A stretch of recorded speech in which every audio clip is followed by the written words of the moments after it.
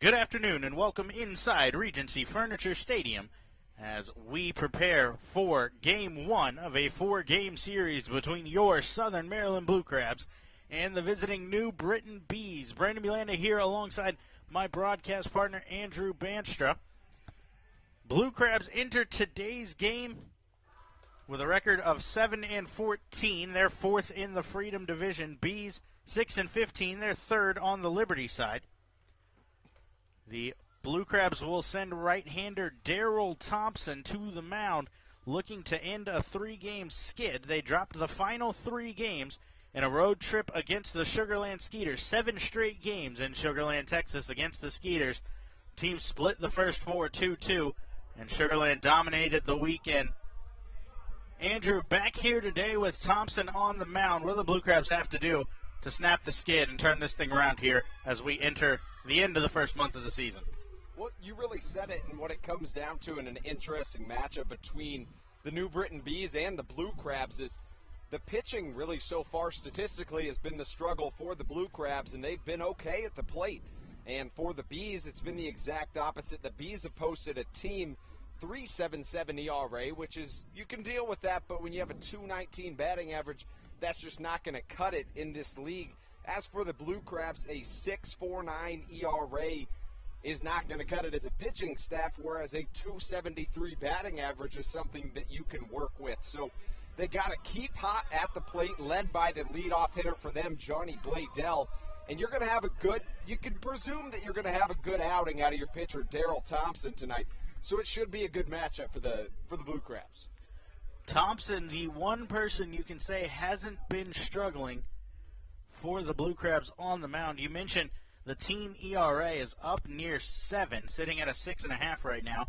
Thompson, however, leads the league with a 1.42 ERA. Enters play today at 2-1 with that 1.42, and he kicks in and delivers a fastball high and away for ball 1, and we are underway here in the series as Daryl Siciliani is the leadoff hitter for the Bees. Thompson's second pitch to Siciliani is a cutter that catches the outside corner, 1-1. Both of these teams are looking to use this series as a bit of a turnaround moment in their season to this point, as Thompson gets Siciliani on a towering pop fly to shallow right. Backing up is the second baseman, and Angelis Nina will camp under it and make the play. So welcome to the team, Angelis Nina. Not much time to hide from his former team as he has to make the first play for Thompson. Couple of changes for the Blue Crabs since the last time we saw you. The main one, Joey Wong, the starting second baseman and leadoff hitter for the Blue Crabs on opening day, spent a lot of time at shortstop as well. He was signed by the New York Mets. He reported to Double-A Binghamton this morning. Angelis Nina was acquired in a trade this morning from New Britain to the Blue Crabs for future considerations, and he's getting the start at second base. As Thompson gets across a fastball here for a called strike to Davidson Romero, the third baseman in the Bees lineup, hitting in the 2 spot. Thompson likes to work quick as he kicks and delivers another cutter, this one too far away. Reed Brignac, the shortstop, bats third for the Bees. Jason Rogers is the first baseman and cleanup hitter. Matt Tuiasosopo, the designated hitter, bats 5th. Jamar Walton, right field, 6th. Darren Ford in left field follows him. James Skelton, the catcher, bats 8th. And Vinny Sierra finishes out the lineup as a hot shot down the third base line from Romero. That's going to get down, rattle around in the corner. Romero will cruise into second as Bladell chases it, and now will toss it in. A stand-up double for Davidson Romero, and the Bees have a man in scoring position here in the first. And Romero's got a team-high 324 batting average. He is the only New Britain Bee to hit over 300 so far on the season. The second best is now up to bat in Reed Brignac, batting 282. Brignac, another former major leaguer that we see in the Atlantic League, as he digs into the left-handed batter's box with a man in scoring position. Brignac, 282 with a home run and 8 RBIs. The 8 RBIs tie him for second most, trailing just Romero, as Brignac with a line drive down the right field line. Tailing, that's going to stay fair. Teodoro Martinez will chase it in. Romero will come to score, and Brignac into second. back-to-back doubles, and the Bees are on the board here in the top of the first as they take an early 1-0 lead. And that's not something you're going to see a lot when Daryl Thompson is on the mound. He has only allowed 4 earned runs through 25 and a third innings, now 25 and 2/3 innings on the season, and 4 starts, only 4 earned runs. That's something you're going to take as a pitching coach, but right now he's got a jam to work himself out of. It's a long day for Thompson and the rest of the Blue Crabs, so forgive the right-hander if he's a little off today, as he's in the stretch now and comes set for the first pitch to Jason Rogers. A look back at Brignac, and now delivers. Cutter for a called strike. 7 straight days on the road in Sugar Land. They flew out of Sugar Land, Texas this morning at 5 in the morning, arrived back at Southern Maryland at Baltimore Airport around 9:30, didn't get to the stadium till 11. As Thompson with a line drive back up the middle off the bat of Rogers, that's through into center. Brignac will get the stop sign as the throw from Vaughn is cut off. And a single there has runners on the corners and still just 1 out. So the Blue Crabs finally got back to the stadium this morning around 11 a.m. They were then able to go home finally and get some rest. Report time was about 5. Most of the guys showed up between 3:30 and 4 o'clock to get ready for today's game. So not much sleep to speak of for the Blue Crabs in the last 24 hours. Matt Tuiasosopo will dig into the box now, the designated hitter for the Bees, as he's got runners on the corners, 1 down. Thompson kicks and delivers. It's a cutter on the inside corner for a called strike. And Tuiasosopo was just signed yesterday by the New Britain Bees. He spent Major League time with the Mariners, the Tigers, and the Braves. His best season in the majors, 81 games in 2013. He hit .274 that year. Thompson kicks and delivers. Cutter just misses off the inside corner, 1-1. Bees have a number of former MLB guys, 5 position players with MLB time, and 7 pitchers with MLB time. As Thompson comes set now for the 1-1. A look at first, now kicks and delivers. It's that 12-6 curveball. Misses low and away. 2 balls and 1 strike now. But you like the confidence out of Thompson. He gives up a couple of hits early in the first inning, and he's not afraid to go to those off-speed pitches when he sees the fastball isn't working. Started this at bat with a changeup. Now he goes to the 12-6. Thompson goes with a 2-seam fastball here and blows that one by Tuiasosopo. And the count at 2 balls and 2 strikes. And when you know you're facing a power hitter like Tuiasosopo, 7 home runs that same season in 2013, his best MLB season, he knows that he's got to start him off with some off speeds and get him back on his heels and guessing. 2-2 pitch now from Thompson. It's a pop-up towards the second base bag. Nina backing up. He'll be called off by Teodoro Martinez, who will make the catch. That's not anywhere near deep enough to allow the runner to tag. So the fly ball there is out number 2.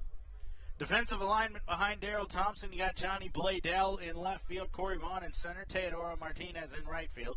Around the infield, third base, Frank Martinez, Edwin Garcia at short, Nina at second base. We've seen him a couple of times. Devin Rodriguez at first, and Jose Gonzalez behind the plate. Jamar Walton, the former Blue Crab, digs into the box now, as Walton, playing right field for the Bees in his second year with the team, takes a fastball from his good friend Daryl Thompson for a called strike. Walton and Thompson were teammates in Southern Maryland for 3 seasons, 2014, 15, and 16. As Thompson comes set now, a look at first, kicks and delivers, check swing from Walton on the changeup. It's sent out, called strike, as the third base umpire Dave Speranza says he went around, and the count goes to 0-2. Umpiring crew for tonight's game, Bill Worthington behind the plate, Larry Rosenberg at first, and we saw Speranza just now at third. He's currently in C position in the middle of the diamond.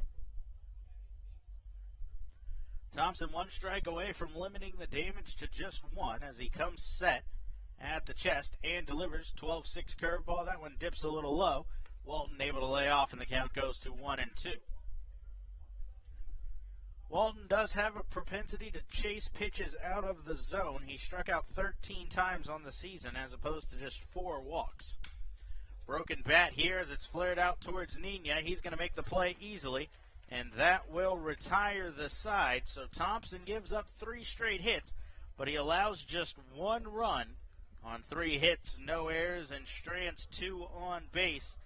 Limits the damage well, and the Blue Crabs will look to respond in the bottom half of the inning. Johnny Bladell, Edwin Garcia, and Teodoro Martinez lead it off when we come back on the Blue Crabs Broadcast Network.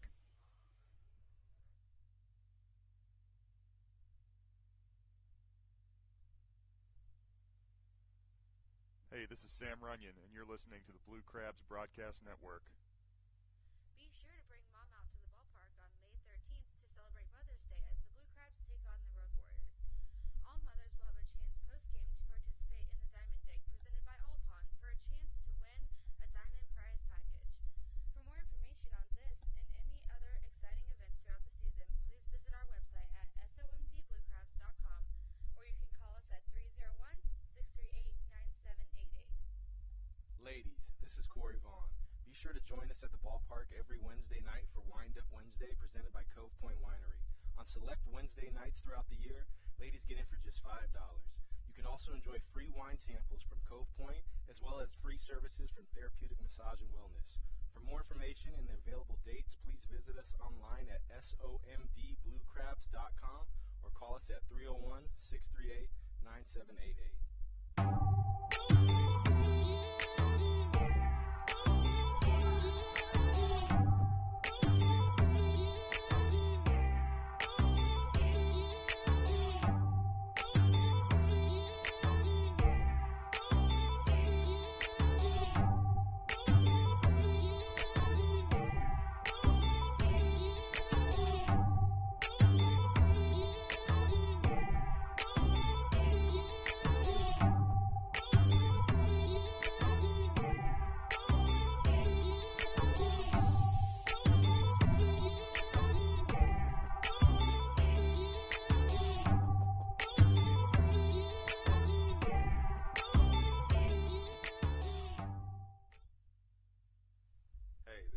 Thompson, and you're listening to the Blue Crabs Broadcast Network. Johnny Bladell digs in to lead it off here for the Blue Crabs in the bottom of the first. They trail 1-0 early, so Rainey Lara heads to the mound and delivers a first pitch fastball for the Bees, a called strike. And he is ahead in the count on Bladell. Lara goes right back to the fastball, same spot, same result as the count goes to no balls and 2 strikes. Bladell has been on fire to start the season. He enters play with a .405 batting average. As he swings and pushes one the other way here, line drive right at Jamar Walton, who will camp underneath that and make the play for out number 1. Blue Crabs lineup tonight, left fielder Johnny Bladell, we just saw. The shortstop Edwin Garcia will dig into bat now. Right fielder Teodoro Martinez bats third. The cleanup hitter is the designated hitter, Angelo Sonko. Frank Martinez will play third and bat fifth. Devin Rodriguez, the first baseman, follows him. Center fielder Corey Vaughn bats seventh. Jose Gonzalez eighth and behind the plate. And then Angelis Nina in his Blue Crabs debut will bat ninth as Garcia takes a fastball for a called strike. Lara is ahead 0-1. Right-hander steps off the back of the rubber here as he will reset. Now a look in and delivers. Fastball misses off the plate away, 1-1. And Rainey Lara in his 15 and now 2/3 innings pitched on the season. He is 0-2 on the year. He's appeared in 4 games, started 2 of them. He has allowed 9 earned runs. As Garcia swings over the top, a 5.28 ERA for Lara entering play today in his second season in the Atlantic League. The 27-year-old, 6'4", 240 pounds, out of the Dominican Republic. As Garcia fouls one off to stay alive, 1-2. And you notice how Lara, if you can see him out there on the pitching mound, he lines up on the far side of the rubber as close to first base as he can. And you'll notice as he comes through his follow-through, he finishes in the middle of the mound. It's because he kind of, you'll see there, comes on to the middle of the rubber in his follow-through. He finishes in the middle of the rubber. So that's why he starts on the far side. So when he finishes his pitch, he is in the middle. 2 balls, 2 strikes the count now as Lara kicks and delivers. Garcia with a chopper towards short. Brignac will handle there. Flip across to Rogers for out number 2. 2 up, 2 down for Lara. A good start for him. We mentioned Lara in his second season in the Atlantic League. He spent last year with the Bridgeport Bluefish, 9-11 with a 4.31 ERA in 25 games for the Bluefish.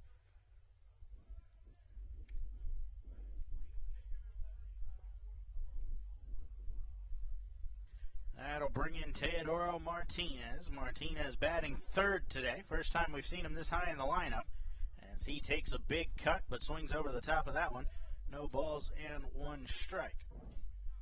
Martinez giving the day off to Ryan Strasburger. Strasburger has started the majority of the games in left field for the Blue Crabs. Martinez enters in right field, and Johnny Bladell has moved to left as Martinez will step out and reset here.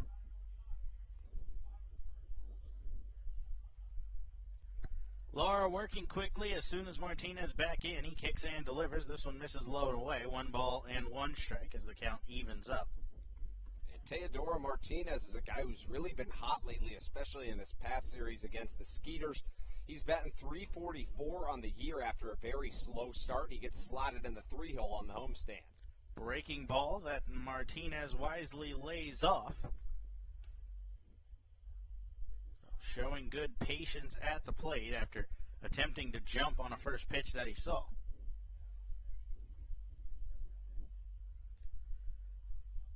So Martinez finally making Lara work after 2 easy outs. Now Lara kicks and delivers. Martinez pushes one the other way. That should get out of play, and it does. And you notice Teodoro kind of pushed forward on that one, was a little bit off balance, and the reason he did that, he didn't want to put that one in play. He just wanted to get it foul. That's why it went opposite field. A lot of times when you know you're battling with 2 strikes, you got to protect and just push anything you don't like into foul ground. 2 balls, 2 strikes, 2 outs as Lara kicks and delivers. It's a fastball that misses off the plate away. And the count has run full. Blue Crabs are familiar with Lara. They saw him twice last year. He went 1-1 against the team with a 4.38 ERA. Pitched 12 1/3 innings, gave up 8 runs, 6 earned as Martinez takes out of the zone and will head down to first with a hard-fought walk. This is the only game in action today in the Atlantic League. All 6 of the other teams are off. The Blue Crabs had the unfortunate task of flying back in this morning and getting ready for a night game against the Bees. This is the first time these 2 teams have met. The Bees won the season series last year 10-9. Angelo Sonko, the designated hitter, digs in now.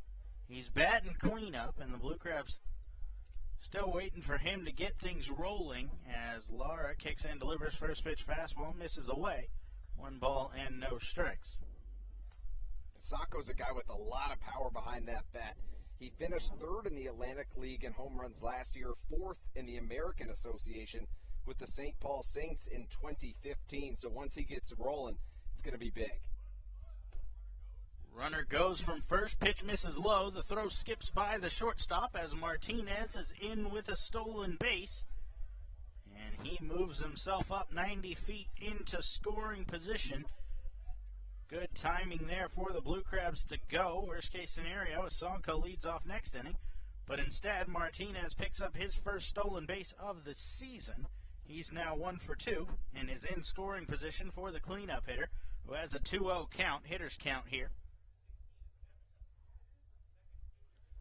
Lara in the stretch, comes set up at the shoulders. A look back at Martinez, kicks and delivers. Sonko takes called strike on the outside corner.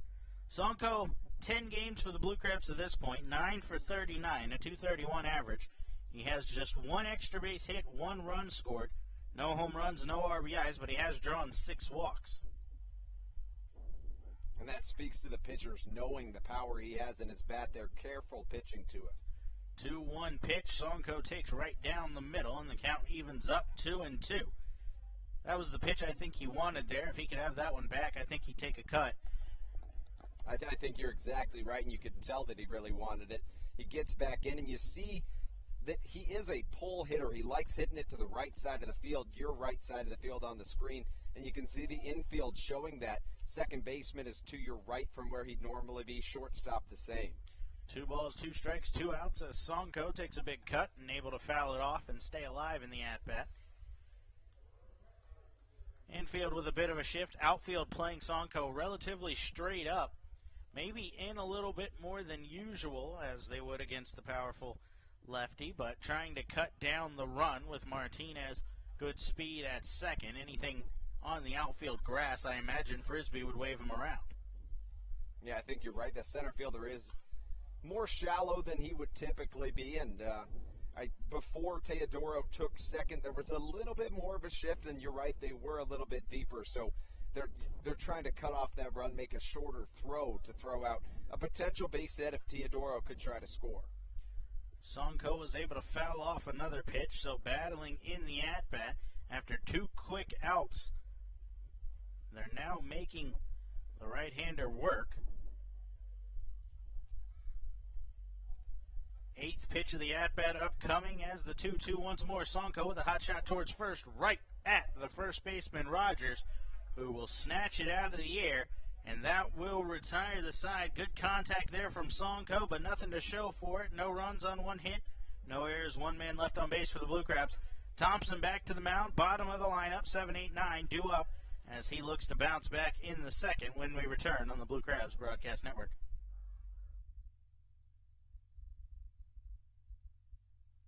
Hey, this is Brandon Compton, and you're listening to the Blue Crabs Broadcast Network. Celebrate the history of our national pastime at the National Baseball Hall of Fame and Museum in Cooperstown. See priceless treasures that will bring your baseball memories to life.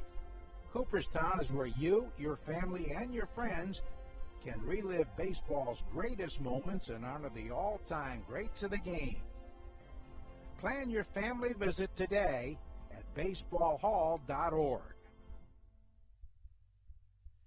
Join the Blue Crabs in DC 101 on Saturday, June 9th, as we celebrate the anniversary of an iconic baseball promotion gone wrong, the Cleveland Indians 10-cent beer night from 1974. We're going to do this one right with a commemorative, reusable solo cup giveaway, courtesy of DC 101, and the opportunity to buy one, and only one, 10-cent beer that night. To be a part of this celebration, get your tickets online at SOMDBlueCrabs.com or call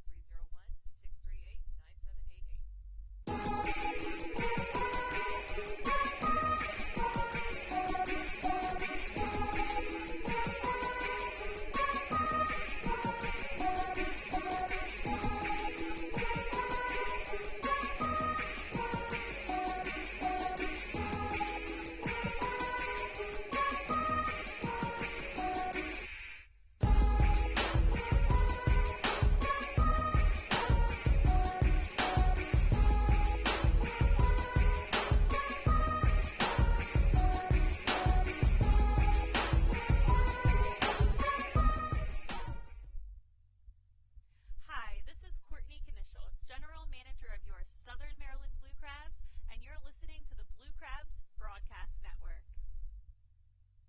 Thompson back to the mound here in the top of the second. 7-8-9 due up for the Bees as Thompson's first pitch fastball misses low. 1 ball and no strikes to the left fielder, Darren Ford. Ford, Skelton, and Sienna due up in the inning. As a called strike here will even the count at 1-1. Thompson struggled a bit in the first, 3 straight hits, put up a run for the Bees and had runners on the corners with just 1 out before Thompson was able to dance out of danger. He now goes back to the breaking ball. That one misses low, and the count goes to 2-1.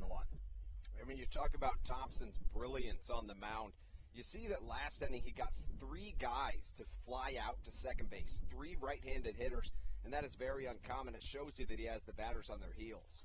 Ground ball towards short. Garcia will field there, fire across to first in time to get the speedy Ford by a step.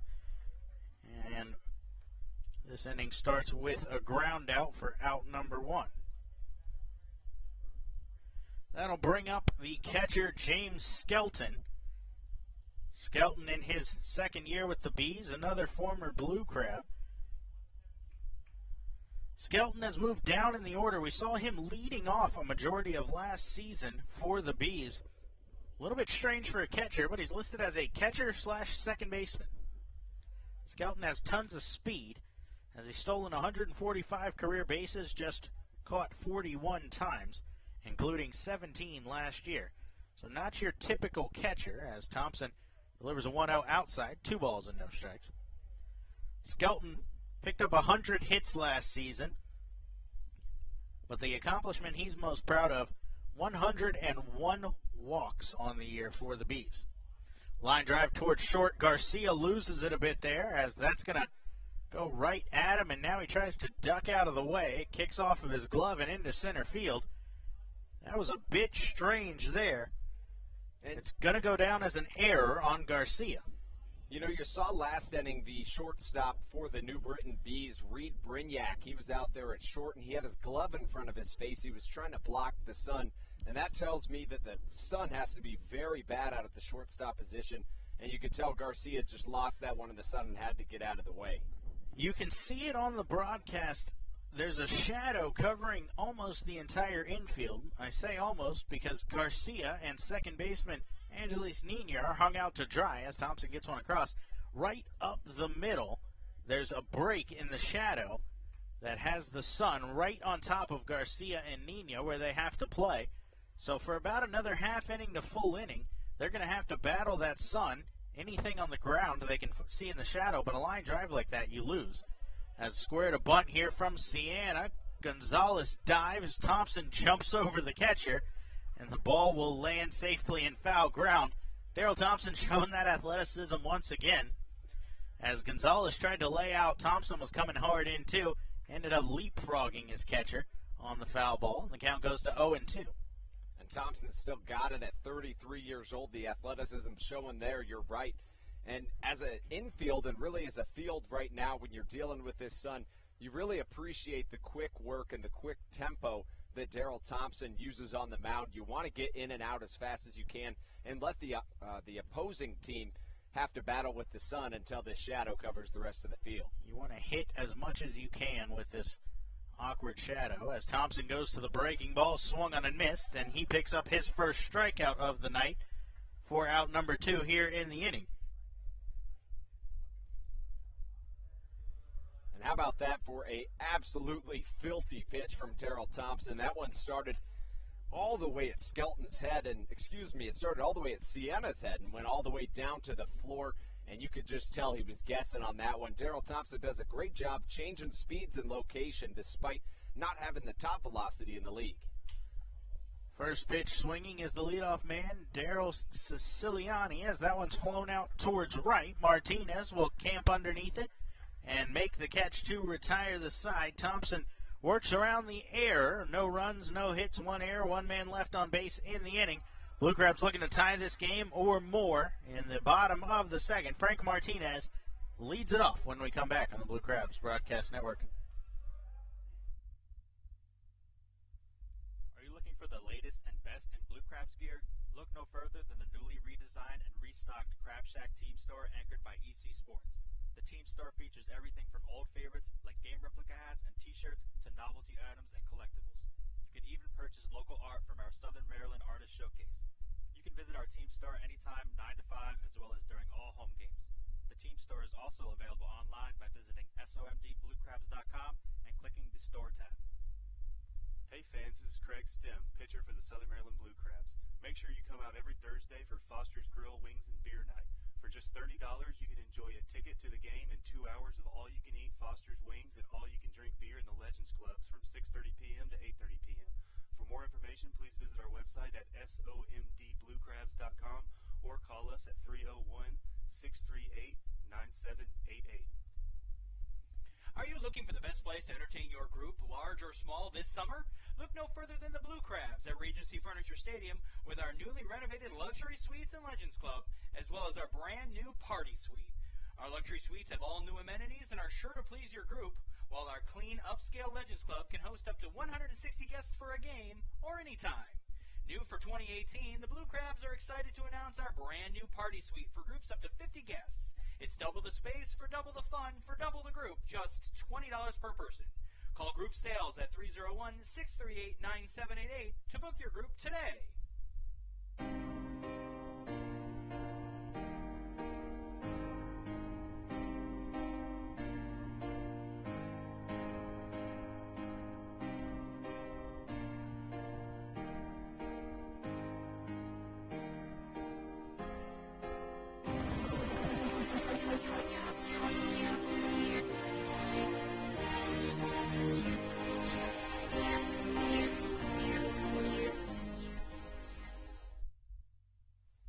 Hey, this is Deb Rodriguez, and you're listening to the Blue Crabs Broadcast Network.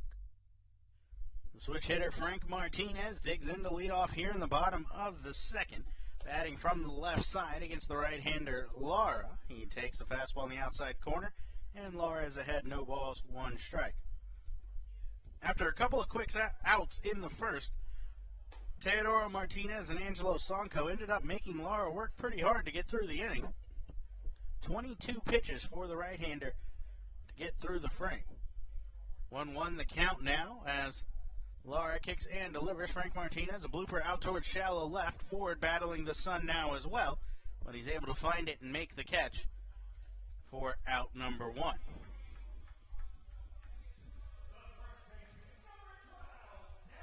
That will bring in the first baseman, Devin Rodriguez. As Rodriguez was heading on the road, we saw him getting relatively hot. At one point, he had 6 doubles in 5 games. He's cooled off a little bit towards the end of that road trip as he enters play today with a .289 batting average.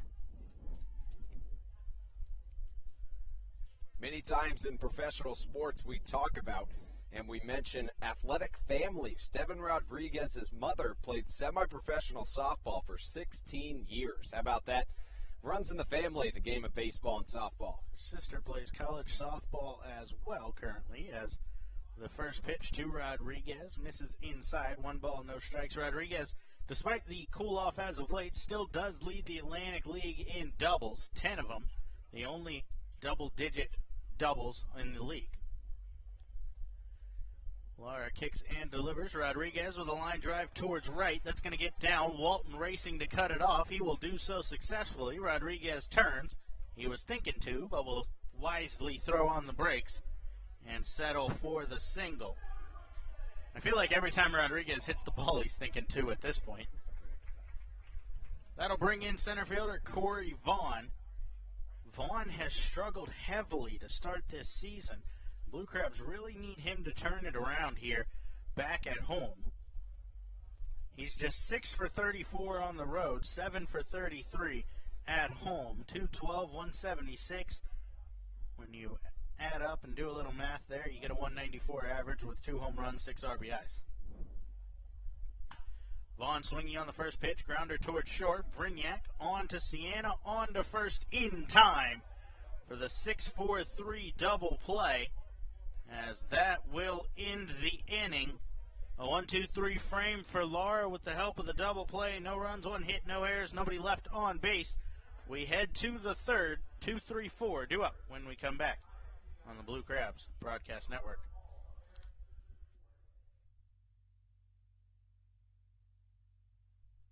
Paint the Park Pink returns to Regency Furniture Stadium on June 16th as the Blue Crabs host the York Revolution.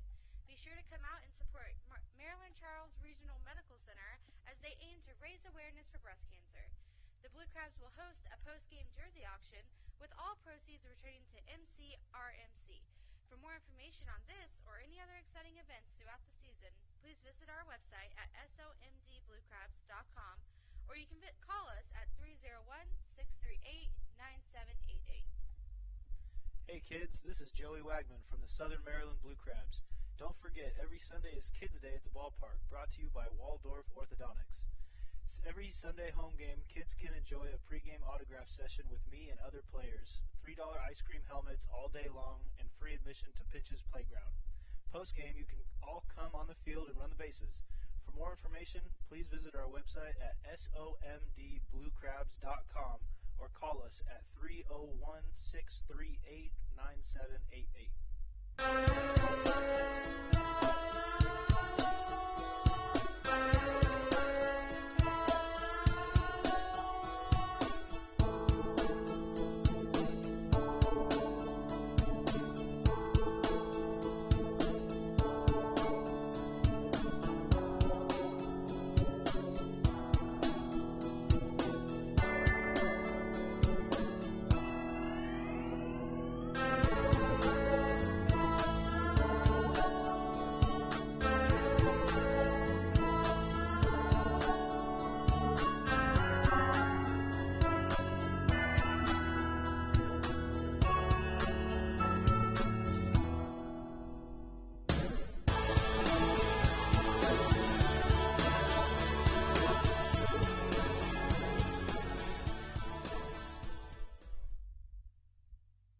Hey, this is Casey Delgado, and you're listening to Blue Crabs Broadcast Network. Back inside Regency Furniture Stadium, Brendan Belanda here alongside Andrew Brandstra. We head to the top of the third. 1-0 New Britain leads here against the Blue Crabs in Game 1 of the 4-game series. Daryl Thompson back to work. Davidson Romero leads it off. 2-3-4 due up for the Bees in the inning as Thompson's first pitch misses low. Ball 1. Thompson settled down a bit in the second. Only runner to reach was via error after he allowed 3 hits in the first. Romero got it started in that inning as he sends a high fly ball out towards deep left field here. Vaughn backing up Bladell. Vaughn climbs the wall, unable to make the play as that one is gone. Davidson Romero with a solo home run, his third of the season. And the Bees take a 2-0 lead here in the third. We talked about athleticism last inning. Look at Corey Vaughn on that one. You see him almost jumping all the way over the fence. And he's got a big frame, does Corey Vaughn. And he got all the way over there to that ball and just about jumped over the fence. Vaughn at 6'3", 235. I saw him on July 4th last year go up over the Blue Moon sign out in dead center and rob a home run. He tried for one there, but that one just a little too deep as Thompson right back to work. Delivers a fastball to Brignac that's fouled back into the screen. 0-1. Long ball, nothing new for Thompson. That's the second one he's allowed this year. Here at home, he's allowed now 4 in total on the season. Right-hander resettles back behind the rubber. A long look in. Thompson normally works quick. He's slowing down here as he delivers one to Brignac that's ripped foul. 0-2 the count. Romero and Brignac connected in the first inning. Back-to-back doubles that plated the first run of the game. Brignac ended up stranded at third in that inning, though. Thompson looking to recover with a strikeout. 0-2, kicks and delivers. Breaking ball, swung on and missed. And he does get the strikeout for out number 1. A good recovery for Thompson. Second strikeout of the day, his 21st on the season. Thompson started one game out in Sugar Land. It came on Wednesday. The Blue Crabs lost that game 6-4. It was his only loss of the season. He threw 6 innings, 8 hits, 5 runs, but just 2 of them earned. 7 strikeouts and 1 walk. Another quality start for Thompson, as he's posted quality starts in now all 3 of his prior appearances this season.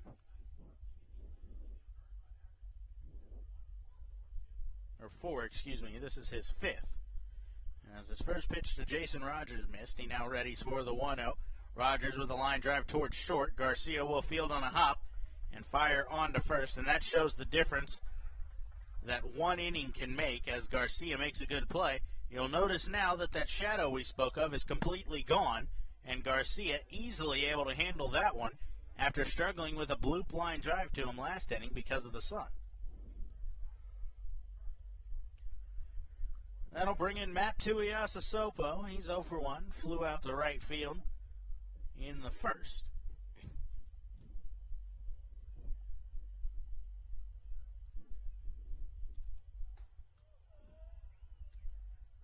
First pitch here misses, and Tuiasosopo's ahead, 1 ball, no strikes. 5-year Major League vet, 3 with Seattle, 1 with Detroit, and 1 with Atlanta. Tuiasosopo in his 15th season, of professional baseball. As Thompson misses here, and the count goes to 2-0. And Thompson does his homework on his hitters. He knows Tuiasosopo is a power hitter. That's why he starts him off with the curveball, throws him off a little bit, comes back with the fastball low and outside, and he's really just on his heels as Tuiasosopo. A third-round pick in the MLB draft out of Woodinville High School in Oregon. Pitch misses inside, and the count goes to 3 balls and 1 strike. Tuiasosopo spent the last 2 years in the Braves organization. All of last year in Gwinnett. In 114 games, hit just .207, but he sends a line drive back up the middle here, and that's going to get through into center field. And Matt Tuiasosopo has his first hit as a member of the New Britain Bees, and he's aboard with a 2-out single.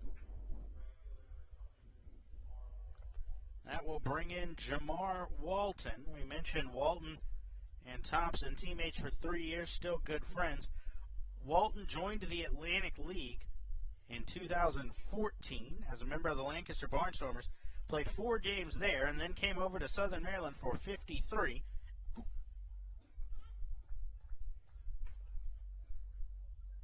As he takes the first pitch from Thompson. 2015, 105 games. 2016, 122 with the Blue Crabs. Thompson kicks and delivers. That one misses low as Walton laying off, and the count in his favor. 2016, his best year in Southern Maryland, 284 average, 13 home runs, 49 RBIs. Last year, he upped that a little bit more with the Bees, 290. Same home run total at 13, 52 RBIs, though, in 113 games as he swings over a changeup here, 2-1. So, and the umpire called a balk on that pitch, so Tuiasosopo will advance to second base. So the strike will come off the board, as they say Thompson never came set. So I believe the count holds at 2-0.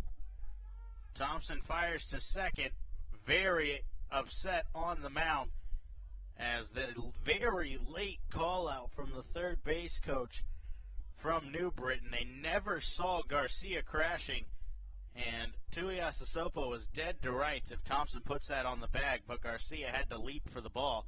Thompson knew he had an inning-ending out. Instead, he'll go back to work, 2-0. The count to Walton as he kicks and delivers. This one's flared out of play, 2-1. And despite the fact that pitchers don't really try to pick off runners all that often, it's something they practice a whole lot. And on the back of the mound, right behind the rubber, the hill kind of goes straight down more or less. So when you turn around and plant your foot on that downhill to throw, it really throws off your throwing angle. It's a very steep hill, and that can throw off that throw to second base. 1-2 the count. I was just corrected. First pitch was a called strike as Thompson kicks and delivers. That one misses outside. 2-2. So 2 balls, 2 strikes, 2 outs. A man on second here in the top of the third. 2-0 lead for the Bees as Thompson looks to keep it right there. He comes set, kicks and delivers. Breaking ball to Walton as he's able to get a piece of it and maintain the count. And being former teammates, especially, this is going to be especially an advantage for Darryl Thompson. He has watched Jamar Walton hit so many times. He knows what he doesn't like, what he does like, and he knows how to pitch to him. Thompson looking for strikeout number 22 on the season. It would be his third of the game. He currently sits tied for third with 21 strikeouts as he steps off the back of the rubber prior to the 2-2 once more.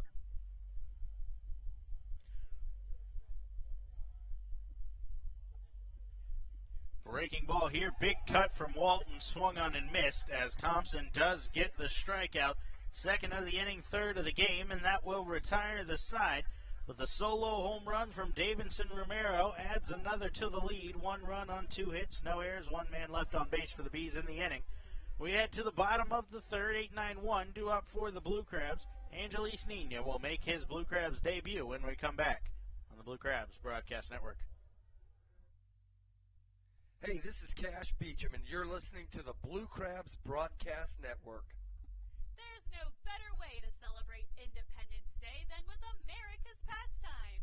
The fun starts a day early this year, and we begin our celebration with a warm-up fireworks spectacular following the game on July 3rd. Then be sure to join us again on the 4th as we take on the Somerset Patriots for the Red, White, and Blue Crabs celebration, featuring another post-game fireworks spectacular.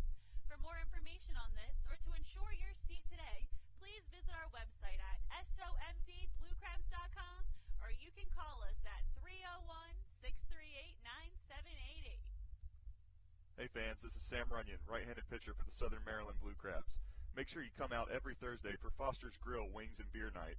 For just $30, you can enjoy a ticket to the game and 2 hours of all-you-can-eat Foster's Wings and all-you-can-drink beer in the Legends Club from 6:30 p.m. to 8:30 p.m.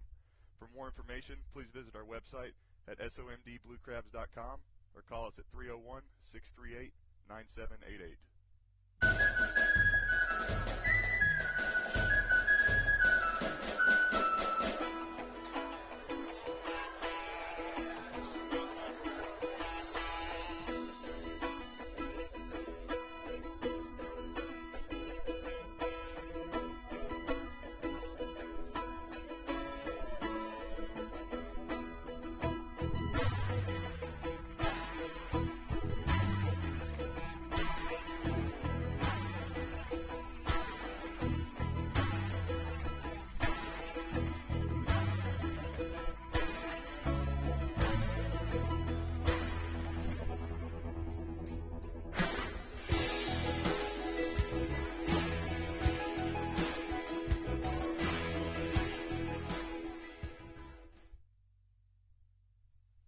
Hey, this is Kalaika Kaho'ohalahala, and you're listening to the Blue Crabs Broadcast Network.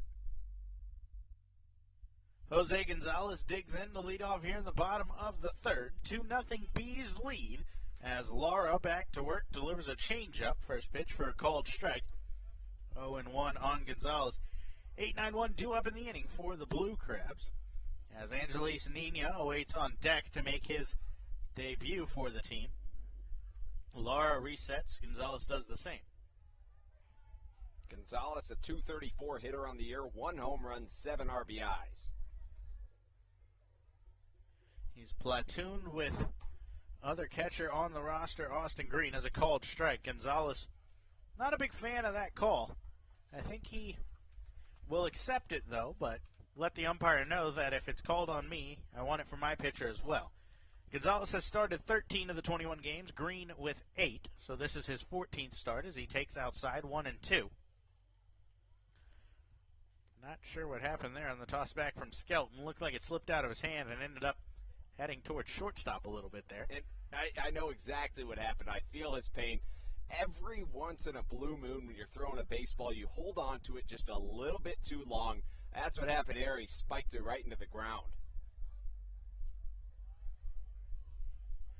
Ready now with a new baseball for the 1-2. Gonzalez with a ground ball towards short. Brignac will field. Plenty of time to get the catcher running, and 1 down in the inning.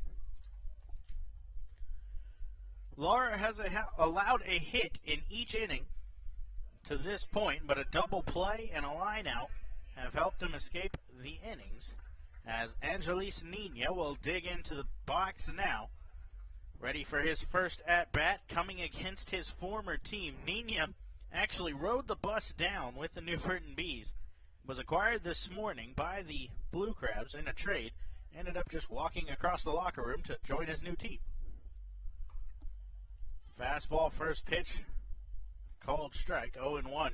Nina on the year, 150 in 12 games for the Bees. He went 6 for 40. Home run, 3 RBIs. 0-1 pitch. That one misses low, 1-1. Nina played 10 seasons in the MLB. He had a in the systems of Colorado, the Rockies, and the Phillies. Not at the MLB level, in the minor leagues level.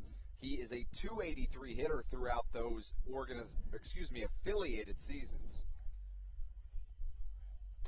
High fastball here, misses. 2 balls and 1 strike. Nina reached as high as the AAA level, played at the AAA affiliate for the Colorado Rockies, Colorado Springs Sky Sox in 2014, Albuquerque Isotopes in 2015, and then in 2016 played 26 games for the Lehigh Valley Iron Pigs, the Philadelphia Phillies organization. As Nina with a line drive here, that's a sinking liner that's going to get down in center field. And welcome to the team, Angelis Nina, a 1-out single. And what a way to start your Blue Crabs debut. And it's really interesting looking at his numbers in affiliated ball. He hit .283 over 10 seasons, and that's really pretty impressive. Kind of surprised he didn't get the call up, Brandon. He did spend, as we mentioned, 3 years in AAA. His best year in AAA came in 2015, a 300 average, 4 home runs, 50 RBIs, 5 triples, 21 stolen bases, 21 doubles, 18 stolen bases, so plenty of speed. That would have been the year that you'd look for the Rockies to call him up. But he is second base, third base, and outfield. You look at the Rockies, they were kind of blocked at those positions with, you got DJ LeMahieu, who hit 20-plus home runs, Trevor Story, who hit 20-plus home runs, and I'm not even going to sit here and argue with anybody. Nolan Arenado's the best third baseman in the National League. So there's no room at third base there. I think you raise a very good point there. I don't know if I 100% agree, but I couldn't argue with you. And I think you're right. I think he comes up 3-4 years earlier. He gets the call up, but the Rockies system's looking really good right now. Rockies have plenty of power and depth at those 3 infield positions as Bladell takes high. 3 balls, no strikes. I'm interested. I'm interested in your argument on if you don't agree Nolan Arenado is the best, then who is? But we'll talk about that in between innings. 3 balls, no strikes, the count on Bladell with 1 down in the inning. Nina with good speed at first, a decent lead as Bladell takes up and in, and a walk for the Blue Crabs leadoff hitter. 2 on with 1 out, and that'll bring in Edwin Garcia. Garcia 0 for 1, he grounded out to short in his first at-bat. Garcia got real hot on that road trip. He brings a 5-game hitting streak, his highest on the season, into play today. And for Garcia, you come up with 1 down. You know that the pitcher's looking for the double play ball. If you're Garcia, you have to just make sure, especially with a runner in scoring position and a 2-0 deficit, you got to keep the ball in the air no matter what you do. Lara comes set. A look at Nina at second. Check on Bladell at first. No one holding as he goes with a changeup that misses high. 1 ball and no strikes. Garcia turned everything around. He entered play on the 16th. That was Game 3 of the Sugarland Series on Wednesday with a 170 batting average. He went 4 for 4, 2 for 4, 1 for 4, 2 for 3, and 1 for 3 with 4 runs scored and 2 RBIs to finish off that series. This one misses and the count goes 2-0. No, a 4 for 4 game will really turn everything around for you, won't it? It really does, and it gives you so much confidence at the plate. Baseball, you hear it all the time. It's a mental game. As you see Lara showing that a little bit right now, taking a second to just clear his mind. If you can go 4 for 4, you go back up to the plate the next time knowing that you're going to hit the ball, as opposed to going, let's say, 0 for 12 over 3 games, and then you come up wondering if you're going to hit the ball. So confidence is key in this mental game. 2 balls, no strikes as Lara laboring now gets a fastball in the inside corner for a called strike, 2-1. I mean, it's remarkable to raise your batting average, even this early in the season when batting average will fluctuate day to day. He still raised it 107 points in 5 days. You'll take that. You'll take that as any ball player. 2-1, Garcia with a fly ball out towards deep center. Backing up is Siciliani. Will he have room? He will. Nina backs up to second. He'll tag up and head to third. He's in easily. So the fly ball advances the runner 90 feet away where a wild pitch or a pass ball could get him in. But Garcia is down for out number 2. So it'll be up to Teodoro, another guy, as we mentioned. As hot as they coming into play today. Really enjoyed the Texas heat, I guess, did Martinez and Garcia. Teodoro enters with a 5-game hitting streak as well. And including 2 of those 5 with multi-hit efforts, 3 for 3 on Thursday, and 2 for 5 in yesterday's matchup. Or excuse me, that was Saturday's matchup. So he's hitting .344 coming into play as he squares the bunt here. Just will roll foul. That was almost a gorgeous bunt. We saw Teo earlier in the year lay one down just like that stayed on the grass, and nobody had a chance to do anything that one. He tried to put it in the same spot, but just pulled it a hair too far as it ended up on the lip of that grass, which will push it foul 99% of the time. And you love to see the confidence already in Nina over there at third base. He knew the bunt was coming. It's his first day. He just got in the clubhouse a couple of hours ago. He's already got the signs memorized, and he was heading home on that bunt. The third baseman will now come in a couple of steps just to be wary as the 0-1 pitch misses away. A great stop behind the plate from Skelton as that saves a run for sure, and the count will even up 1-1. 2 outs, not normally a place you'd see a bunt coming. I'm not sure if it was called for by Frisbee or Teo or who made the final decision, but just barely missed it. Nina off on contact was ready to score, as you mentioned. Lara ready for the 1-1. Good speed in Bladell at first as Nina pushes one the other way, Martinez pushes one the other way out of play, 1-2. And personally, I never had this for myself, but I do know that speedy guys sometimes, the coach will tell them, hey, if you're over at first and you see the position that you put yourself in and you can take second, go for it. You have the green light until I tell you otherwise. Same thing with bunting. You see the third baseman back, go for it. 1-2 now, so the bunt off for sure as Romero will back up well behind the bag. A breaking ball from Lara as Martinez lays off 2-2. 2 strikes and 2 outs, a little bit too dangerous of a spot, even for somebody like Martinez to pull a bunt down and try to get on base. So Romero, knowing that, will give him his space now, but I think that's going to sit in the back of the mind. We got 4 straight games against the Bees, and I don't think that he'll play Teodoro behind the bag with less than 2 strikes ever again. And I think that's so important because he's setting up the infield. Now he knows if he gets a hard shot over the third baseman's head, he has more room for a hit. 2-2. Martinez does a good job to fight it off and stay alive. Another one of the swings there from Martinez that you noted on earlier, that's not something you wanted to put in play. It was an elevated fastball, but with runners on the corners, especially a man 90 feet away, you can't afford to strike out looking to end the inning. So a very defensive swing, but he does a good job to get a piece of it, but not too much to put it in play, but more just guide it the other way well out of play. And that's something he's going to have to watch for. He's a professional hitter. He knows what he's doing as we prepare for the pitch. 2-2 now on its way once more. A fastball misses outside. Martinez is working the count once again. We saw him do this in the first inning as he ran the count full in that frame as well, drawing a hard-earned walk. He does it here. We'll see the result this time. He's hoping for an RBI hit. A walk would load the bases, though, for Sonko, so we'll take either result as long as Teo can win the battle here. Bladell will get a head start from first. 3 balls, 2 strikes, 2 outs. Lara kicks in, delivers. Another defensive swing from Martinez as he fights it off to stay alive. And what I was talking about earlier is you see how every time he does that, he really lunges over the plate. And in baseball, balance and hitting is so important. Sometimes, you're taking all these reps and just habitually you kind of start leaning over the plate once you start practicing doing that. Same thing goes when you're back on your heels. So if you do that too much, it can kind of throw off your balance as a hitter. So it's something Teodoro's going to have to watch for. He's able to stay alive, though, with that one. And the count's still at 3-2. Bladell will get a head start once more. As Lara kicks in, delivers, that misses low and away. And Martinez is aboard with his second walk of the game.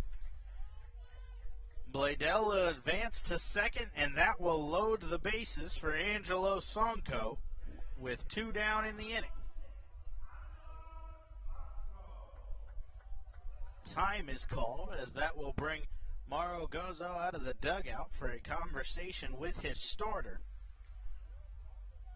how they want to approach the left-handed bat of Sonko. You've said it numerous times, plenty of power in the bat of Sonko. And, you know, a lot of the times for a cleanup hitter, Brandon, you don't actually get yourself into cleanup situations. It's called the cleanup because let's say the first three guys get on and they're still on. Maybe you can clean up all the runners off the bases, but very rarely in baseball does that actually happen. And right now, he's got the opportunity to do it. Last time up, he had a very hard shot over to first base. It was a really stiff line drive. We know he has the power, and this is what we signed him for. And right now, down 2-0. Let's see if he can come through, Brandon. First at bat with the bases loaded on the season for Sonko as Lara comes set, kicks, and delivers, swinging on the first pitch as he fouls it off and goes 0-1. Sonko is 0 for 4 with runners in scoring position and 2 outs since joining the team. With the bases loaded this season, the Blue Crabs are just 2 for 8. They do have 7 RBIs, though. Sonko hoping to change the fortunes a little bit here and cash in a couple of runs as Lara comes set, kicks and delivers. Sonko with another roller towards the first base bag, out in front once more, and that one goes foul. Whatever Gozo said to his pitcher has settled him down very quickly as he's come back with 2 straight strikes. The positive note for the Blue Crabs is Lara has thrown a lot of pitches. His next pitch will be his 55th of the ball game through just 2 2/3, potentially 3, depending on how the pitch goes. Time is called as Sonko will step out of the batter's box here, just as Lara was coming set. Nina on third, Bladell on second, Martinez on first, with 2 down in the inning and an 0-2 count. Blue Crabs trail by 2 as Rainey Lara comes set for the 0-2 to Sonko, kicks and delivers. Sonko pushes one the other way. Darren Ford giving chase. Looks like he'll run out of room, and he does, as that one's up on top of the Legends Club foul. And it is going to bounce down, just about landed right on a fan's head over there. And new life for Angelo Sonko. He was able to foul that one away. We've talked about these defensive swings. Now let's see if he can get into one down 0-2. Lara went with the off-speed stuff for the start of this at-bat solely. We'll see if potentially now he tries to sneak a fastball by Sonko. If he does, I'd expect it to be nowhere near the zone, elevated somewhere. He could stick with the off-speed stuff still, though, as the 0-2. He goes to the change-up, misses off the plate away, 1-2. So that's 4 straight off-speed pitches from Lara to Sonko, not wanting to give in to the fastball here. And my guess is if he does come with the fastball, he keeps it low and away. He's not going to try to give anything inside to Sonko because we know that Sonko really likes pulling the ball. Inside pitches is where you're going to do that. 1-2 pitch. It's another changeup. Sonko fouls it off, and the count holds where it is. There's 2 spots you're looking for as a pitcher if you go with a fastball to Sonko. You're going low and away, like you said, getting him to roll over something, trying to pull it. Or you're elevating up out of the zone. The danger with elevating up out of the zone, though, is if you miss down at all, you're in a lot of trouble. In a lot of trouble, especially against Angelo Sonko, and really especially if it's on the inner half of the plate. A left-handed hitter such as Sonko, there's 2 types of lefties. One likes to go to left center, and the other's just like pulling the ball, and he's a pull hitter. 1-2 on its way once more as Lara kicks and delivers. A towering pop-up towards the second baseman as Sienna will be called off by Walton. He'll camp underneath it, and that will retire the side. So Lara dances out of danger. No runs on 1 hit, no errors. They leave the bases loaded. 3 left on base in the inning. So after a long wait, Thompson will head back to the mound for the 4th. 7-8-9 due up when we come back on the Blue Crabs Broadcast Network.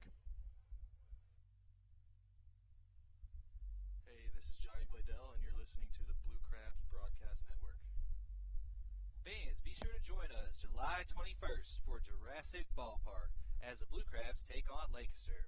We'll travel back to prehistoric times at the park, even featuring special guests from long ago roaming the stadium.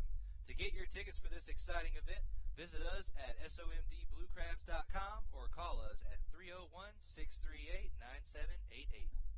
301-638-9788. Shopping for groceries in a clean, friendly store? That's smart. Shopping for groceries in a clean, friendly store and saving some money while you're doing it? That's wise. At Wise Markets, you'll find all your favorite brands, prices you'll appreciate. That means more meat for less money, more dinner for less dinero, more milk for less moolah. Stop by a Wise Market today.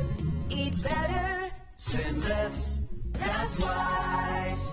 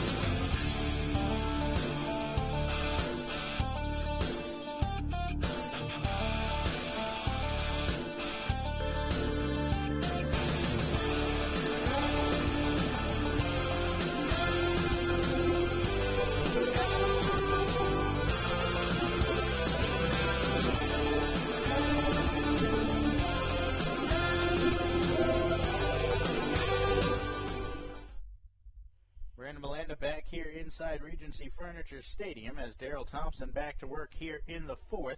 I will hand play-by-play duties over to my broadcast partner, Andrew Banstra, and he'll take us through the fourth, fifth, and sixth. Thompson comes on the first pitch of the at-bat with off speed and comes back with a fastball down and away, and it's going to be a towering Major League pop-up over to second base, and getting it is going to be Nina. He's already had 3 of those towering pop flies to deal with today with that brutal sun that was battling against him in those first couple innings. Good job doing that so far, Brandon. Now up to bat, James Skelton, the catcher, number 3, batting 178 on the year, no home runs, 4 RBIs. He does the duties behind the plate, and a lot of times that's going to give you some advantages. Gives you a better eye for the zone as Thompson kicks, delivers, and catches the outside corner for strike number 1. Skelton reached on an error back in the second, a line drive that was right at Edwin Garcia, but that was back when the sun was dancing in the infield. Thompson with the delivery, showing bunt is Skelton. You mentioned earlier he is a catcher, but he's still got some speed on him. And that's especially impressive being that this is his 15th year of professional baseball. A lot of times, especially with catchers, as you grow older and as the seasons progress, your knees will start to wear on you. Not for him as Thompson kicks, delivers, and doesn't get the call on the inside corner, and the count moves to 2-1. Skelton is a little bit of a unique situation at catcher, as he spent the majority of his time at second base. He didn't become a catcher until very late in his professional baseball career. And that's just strange because catcher is one of those positions where you do it and you're there, and then maybe if your knees wear out, Joe Mauer, you move over to first. It typically doesn't go the opposite way as Thompson gets ready to throw to his catcher, Gonzalez, and does. Catches the outside corner for strike number 2. Thompson does such a good job, Brandon, of spotting up and changing speeds and locations. As out of the windup, goes and gets the inside corner, fouled off by James Skelton. The advantage for Thompson, he throws 5 different pitches, all of which vary in speeds. He has a 4-seam fastball that sits in the low 90s. He features a 2-seam fastball as well that sits in the upper 80s, as well as a cutter, same range. A circle changeup that tails away from left-handed hitters like this, and that looping 12-6 curveball we've seen him go to tonight. And there it is right there. That is his 4th strikeout on the night. All 4 coming off that 12-6 curveball. So it's really his go-to strikeout pitch tonight. Thompson, when he's got a feel for it, can throw that curveball to anybody in the world and get him out. He's got it tonight for sure. The issue he struggled with is the location of that cutter and 2-seamer. That's allowed the 5 hits you see on the board. Now up to bat, the second baseman, Vinny Sienna, as Thompson comes out of the windup with 2 down and catches the outside corner for strike number 1. Sienna struck out in his first at-bat. That was at the time the first strikeout for Thompson, who's found the strikeout ball since then. You mentioned that one from Skelton, his 4th of the night. Thompson takes the sign from Gonzalez, gets ready for the 0-1 delivery, and finds his spot again. He's really getting it going with the hard stuff, and when I say that, I mean the fastballs. He really relied on the off-speed early in the game, and now he's got it all going. Up 0-2 in the count, he can go to anything he wants to. Expect the curveball.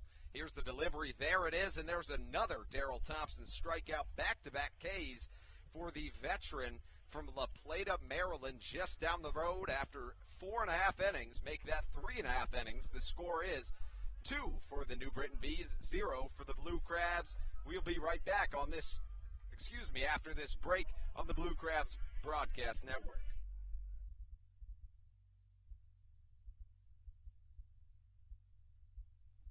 Hey, this is Austin Green, and you're listening to the Blue Crabs Broadcast Network. Did you know that the storm drains in Charles County lead to the Potomac River, Patuxent River, and the Chesapeake Bay? Those storm drains are not trash cans, and the water inside does not get filtered. The litter you throw on the street can end up in the same water you drink, fish, and play in. Start now and help keep Charles County beautiful by placing your trash in its proper place. To find out how you can help, visit www.charlescountymd.gov/litterbug. Hey kids, this is Drake Britton, pitcher for the Southern Maryland Blue Crabs. If you're under 12 years old, make sure to check out our Chick-fil-A Backfin Buddies program. For just $15, kids will receive free admission to every Friday home game this season, as well as a Backfin Buddies t-shirt and pinch pencil pouch. During the games, all members wearing their t-shirt get to go on the field for the High Five Tunnel, as well as free admission to the kids' park and a free ice cream helmet. For more information, please visit our website at somdbluecrabs.com or call us at 301-638-9788.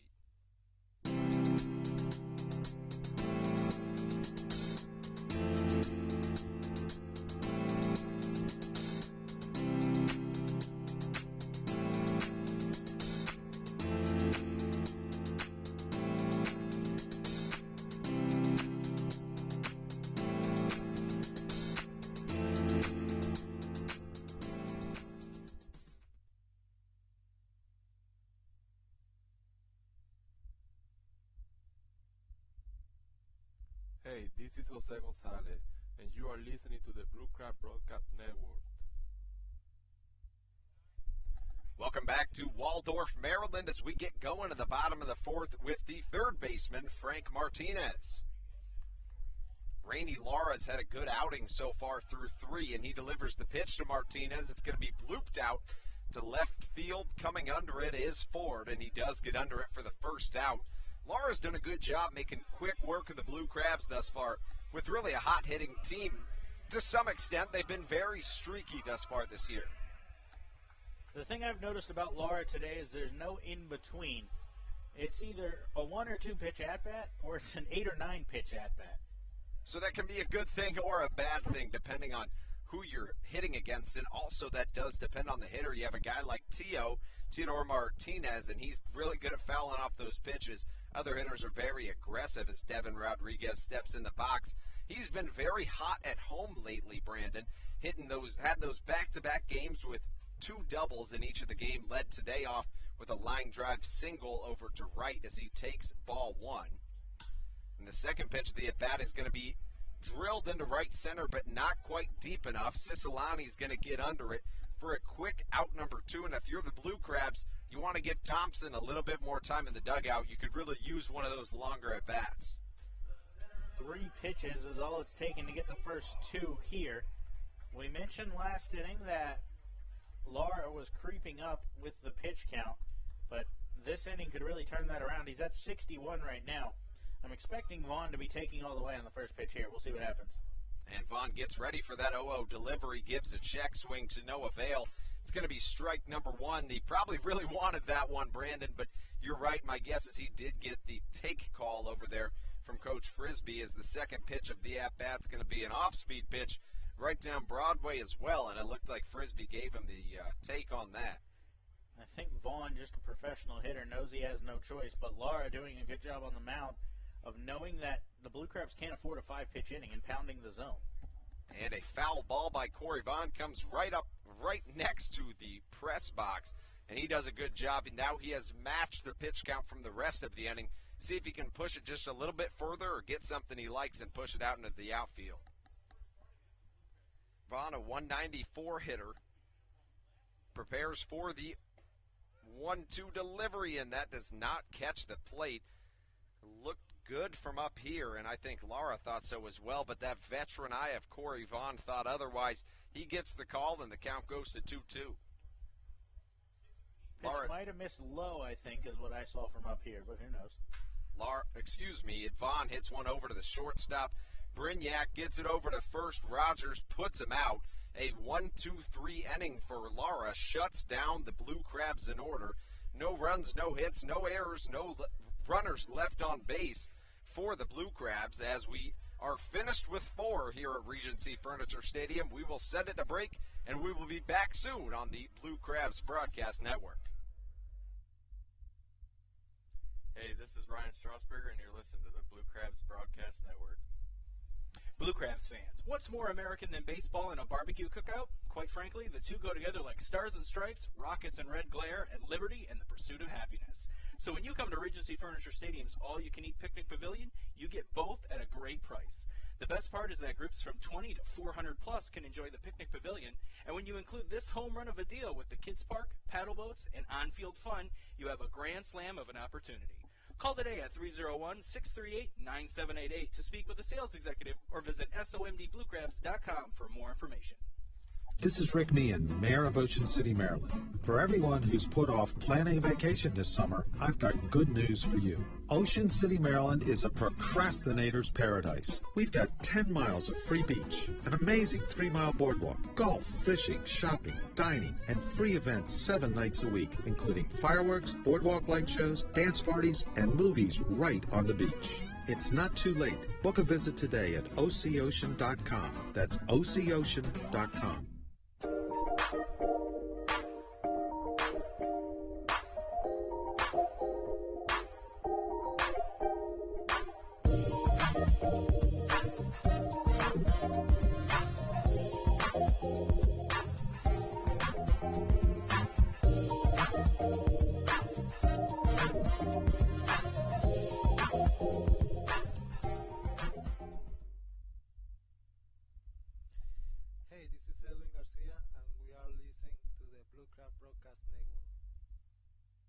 Back in live on the Blue Crabs Broadcast Network as we get things going in the top of the 5th. Cisalani will lead it off for the New Britain Bees as Darryl Thompson comes out for his 5th inning of work and does not catch the strike zone with his first pitch. Thompson enters this inning at 59 pitches. That was his 60th through 4. He's worked relatively good. Should be able to get at least 6 out of him. And we talked about how he may be tired today as he gets a strike on an off-speed there. That's when you're going to really rely on those off-speed pitches. If you don't have as much velocity, you got to keep the the batters guessing as the 1-1 delivery is going to be fouled over by the first base dugout. And I've noticed a couple of times the bullpen that you can't quite see on the feed. The bullpen for the New Britain Bees is right along the first base the first base line. And a couple times they've had really hard hits over there. No reaction by them. They're just letting them go. As the 1-1 delivery, make that 2-1 from Thompson, misses upstairs. I think there's an unwritten rule, because if you watch the Blue Crabs bullpen, nobody moves when anything's hit there until they absolutely have to. It's an interesting strategy as Thompson gets back on the mound, comes with a curveball. That's going to be grounded to Nina. Tossed over to Devin Rodriguez and back around the horn. Thompson gets his first out of the inning on a 4-3 putout. It's something that I noticed towards the end of last year. Unless the ball's absolutely laced and there's no option but to move out of the way for your own safety, nobody on either bullpen bench will ever move. And I think that's an unwritten rule that, we pick up on seeing every day. But it's not something that, unless you're a bullpen guy, you ever think about. It's a very interesting strategy, to say the least, as Davidson Romero, the hot hitter so far on the season and definitely so far in the game for the Bees, is going to ground this over to short. Getting it deep in the hole is Garcia across the horn, and a beautiful play by Edwin Garcia to really slow down and put some water on the fire that has been Davidson Romero. Came into that at bat with a double and a home run so far on the ledger, and that will be the second out of the inning for Darryl Thompson. That was a tough play for Garcia because Martinez cut in front, and it looked like the third baseman had a play on it. Garcia ended up having to hide behind him and try to find the ball through the body of Frank Martinez. He was able to make the play, though, and a strong throw. Romero, not the fastest, was able to get him in plenty of time. That brings up Reed Brignac as he takes strike number one right down the plate. Once again, a quick inning. Coach may tell you to take a couple pitches, as Brignac so far has a double and a strikeout on the ledger. A long windup from Darryl Thompson is going to be lined into right field, and once again, not many people moving, but one bullpen guy did really get out of the way on that foul ball, Brandon. If it's not going to hit you, don't move. That's what I've noticed. And he may be hearing it from his bullpen friends over there that he did move. As in the end, it's just going to be a long strike number two for Darryl Thompson and Reed Brignac as Thompson looks to make quick work in this fifth inning. We've seen him all year just get a little bit better sometimes as the game goes on. Thompson, the wind, the delivery, and that's going to be blooped into shallow center field. It's going to drop over the head of Nina. Fielding it is Corey Vaughn. And really, when you have your momentum going like that, that's the last thing you want to have happen is just a little bloop hit. You'd retired 7 in a row, 3 of them by strikeout. Nobody had made solid contact. The hardest hit ball was that ground ball we saw Garcia field. And then all of a sudden, that happens for a single to extend what could have been your back-to-back 1, 2, 3 innings.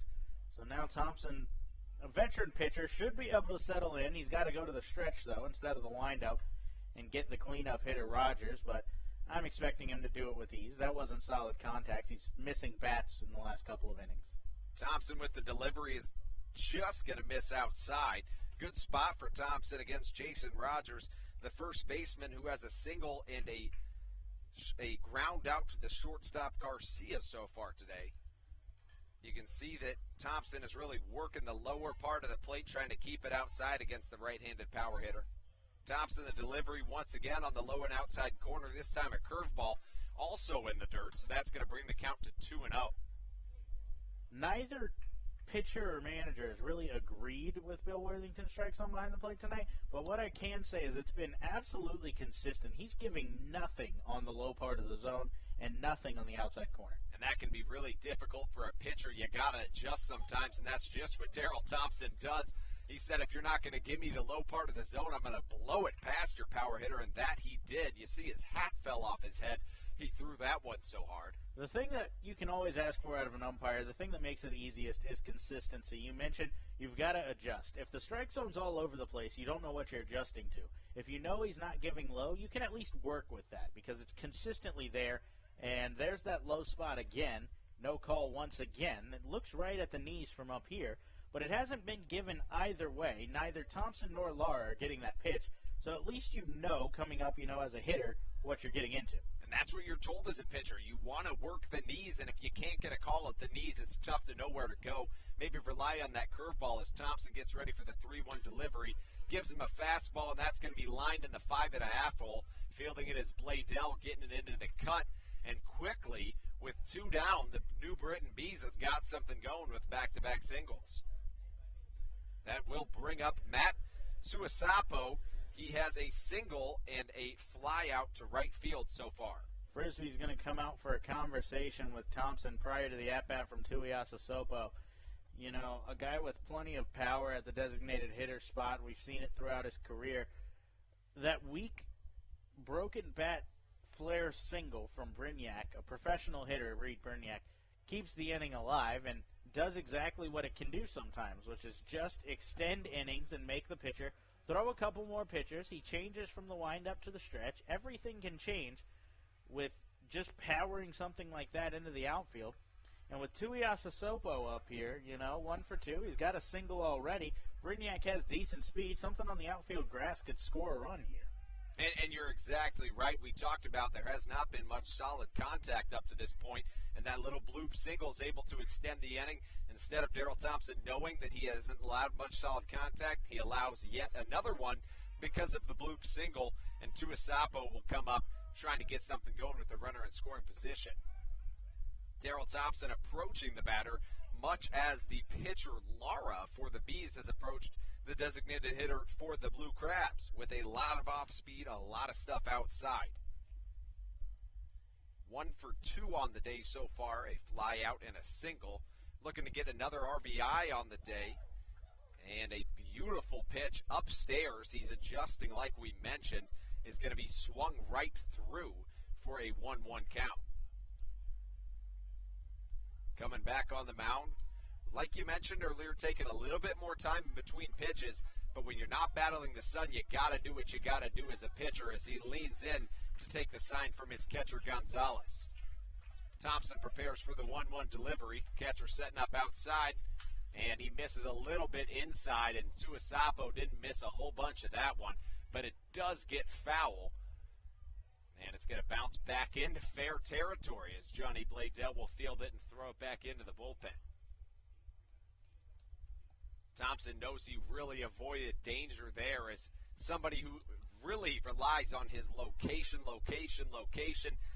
did just a little bit of the opposite there. Left that one high and inside. You really don't see that too often out of Darryl Thompson. Needless to say, although it is just a long strike, and Thompson knows that, he averted danger. Coming with the 1-2 delivery is Thompson, gets him with the curveball again, and that curveball has been the money pitch so far for Darryl Thompson. 5 strikeouts on the day, make that 6, all of them coming on the curveball. Beautiful outing thus far by Thompson. 2 hits for the New Britain Bees. No runs, no errors for the Blue Crabs, 2 left on base for the Bees after 5 innings. Make that 4.5 innings. We are going to send it to break, and we will be right back on the Blue Crabs Broadcast Network. Hey, this is David Wayne Russo, and you're listening to the Blue Crabs Broadcast Network. Calling all Jedis, please report to Regency Furniture Stadium on July 28th for Star Wars Night as the Blue Crabs take on Long Island. This night will feature an appearance by Jedi Saber Combat and a post-game fireworks spectacular. For more information on this or other exciting events throughout the season, please visit our website at somdbluecrabs.com or you can call us at 301-638-9788. This is Brandon Compton, right-handed pitcher for the Southern Maryland Blue Crabs. Join our team every Friday home game as we honor those who serve our country by remembering everyone deployed. Every Red Friday, the team will wear red jerseys brought to you by Fairway Independent Mortgage Corporation. All active and former military members receive $5 tickets with their ID. For more information or to get tickets today, please visit us online at somdbluecrabs.com or call us at 301-638-9788.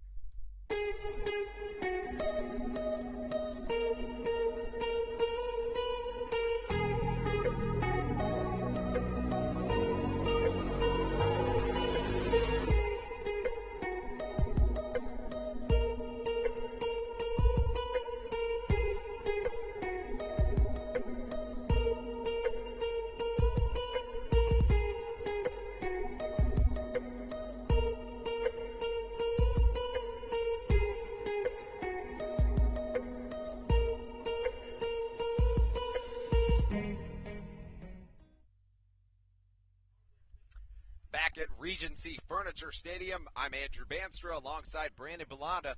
And as we get going here in the bottom of the 5th inning, Jose Gonzalez will step into the right-handed batter's box and will get blown back as Rainey Lara may have lost control of that one, or he's establishing the inside corner. Either way, it's going to be ball number 1.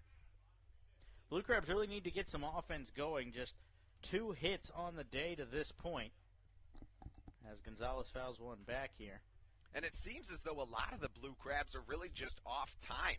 A lot of times you're going to see that their weight has lunged forward just a little bit, and they're just kind of chopping under a lot of balls. That's why you see a lot of balls going over to first base and fouled straight back. As this one is not missed at all by Jose Gonzalez as he rips one into right field over the head of Sienna over there at first base. Make that second base as a leadoff base hit will get the Blue Crabs in business here to start off the bottom of the 5th. That's the first time that the Blue Crabs have gotten the leadoff man aboard here today. They have a couple of walks, 2 by Teodoro Martinez, 1 by Johnny Bladell. That's contributed to the 4 runners left on base to this point.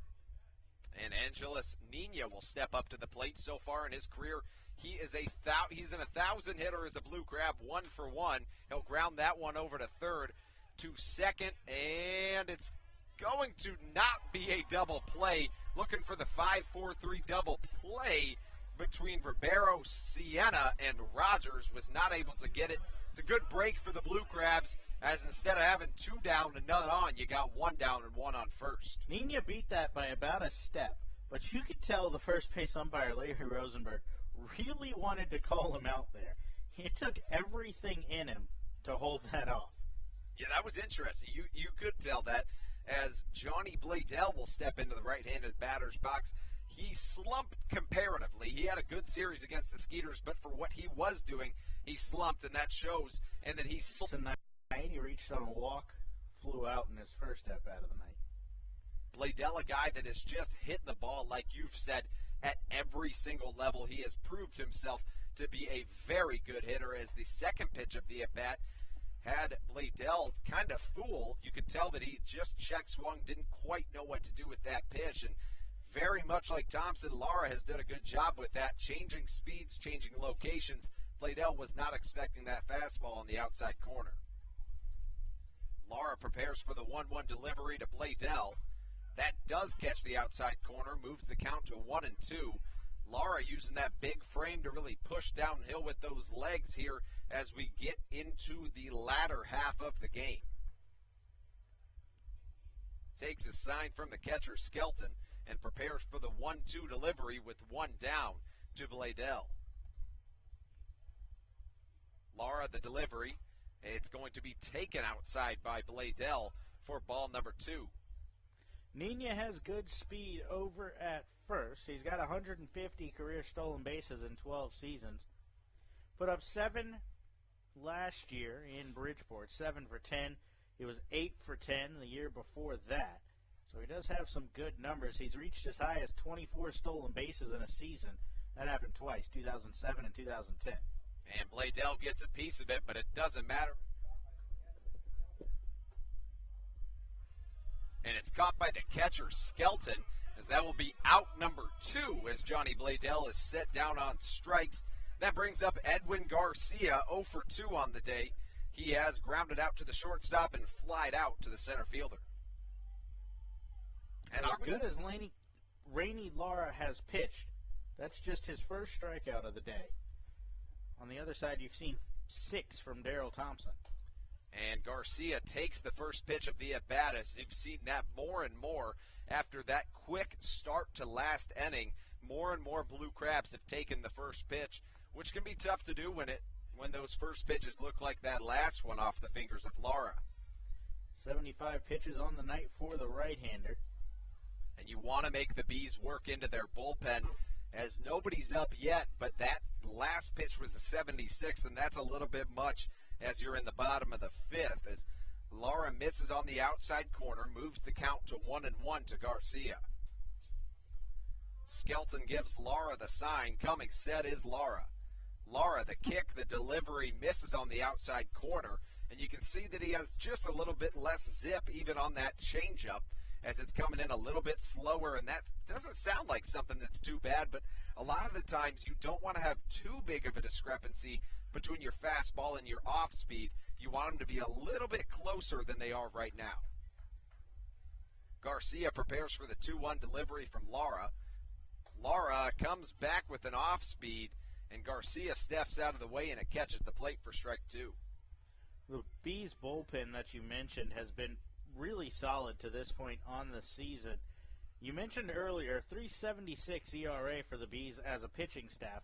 That hasn't come much with their starting rotation. Kyle Simon leads the way with a 3.13 as in the starters, but the rest are all over 4. Going on the pitch was Nina. It's going to be grounded out to the first baseman Rogers, and he'll step on it himself. That's 3 down for the Blue Crabs, as 1 hit led to no runs. There was no errors from the Bees. 1 left on base for the Blue Crabs, as we have played 5 innings here at Regency Furniture Stadium, and the score is 2-0 in favor of the Bees. We'll be back after this break on the Blue Crabs Broadcast Network. Hey, this is Joey Wagman, and you're listening to the Blue Crabs Broadcast Network. Attention all Girl Scouts. Friday, June 8th is Girl Scouts Night and Sleepover, presented by Maryland 529. All Girl Scouts will be recognized during the game against the Sugar Land Skeeters and have the opportunity to register for the post-game sleepover on the field.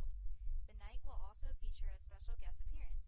For more information on this or any other exciting events throughout the season, please visit our website at somdbluecrabs.com, or you can call us at 301-638-9788. This is Austin Green from the Southern Maryland Blue Crabs. Join us every Tuesday home game as we turn two with our new Double Play Tuesdays.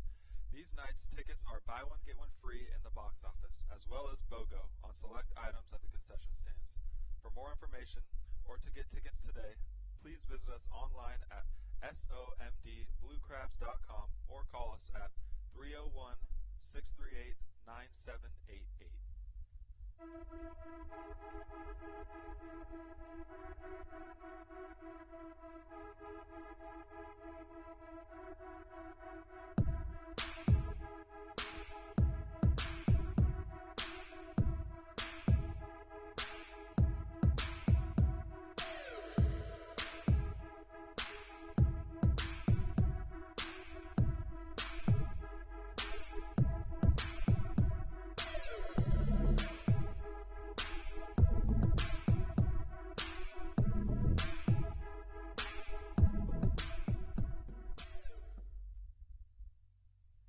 Hey, this is Drake Britton, and you're listening to the Blue Crabs Broadcast Network.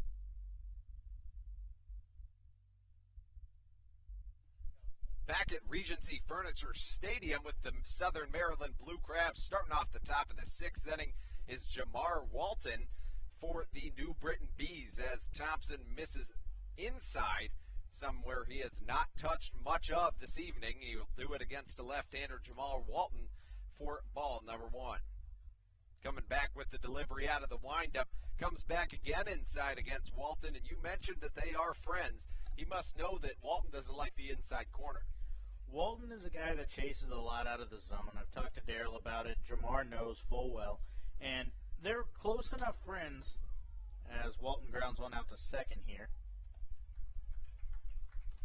Easy play for Nina for out number one. But as I was saying, they're close enough friends that they both really want to get each other.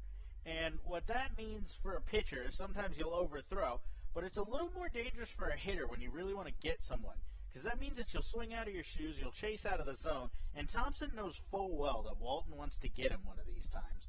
So he uses that to his advantage and will maybe dance around the strike zone a little bit instead of pound it and get Walton chasing. And that brings up the speedy Darren Ford. Thompson comes in once again inside as he's worked outside all game, establishing the inner corner late in this game with nobody up in the pen. Thompson looks to continue into the deep innings of this game, down 1-0 in the count. Thompson, the windup, the delivery, it's going to be grounded to Garcia at short, fielding it, tossing it over to Devin Rodriguez, who throws it around the horn. A quick out number two for Daryl Thompson, and he'd really like to get a quick third as well. You saw Garcia with a very quick transfer and fire there. Darren Ford's one of the fastest players I've ever seen.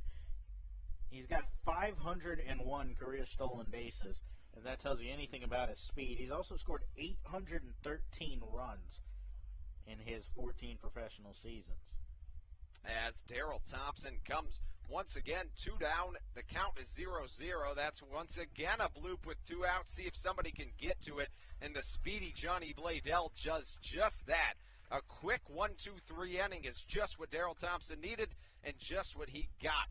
After 5.5 innings and no runs, no hits, no errors, no runners left on base for the New Britain Bees, the score is 2-0 in favor of the Bees. We'll be right back after this break on the Blue Crabs Broadcast Network. Hey, this is James Frisbee, and you're listening to the Blue Crabs Broadcast Network. Make sure to bring Dad out to the ballpark on June 17th to celebrate Father's Day as the Blue Crabs finish the series game against York. All fathers will have a chance post-game to participate in the Blue Crabs remote control dig presented by Allpon for a chance to win television prize package. For more information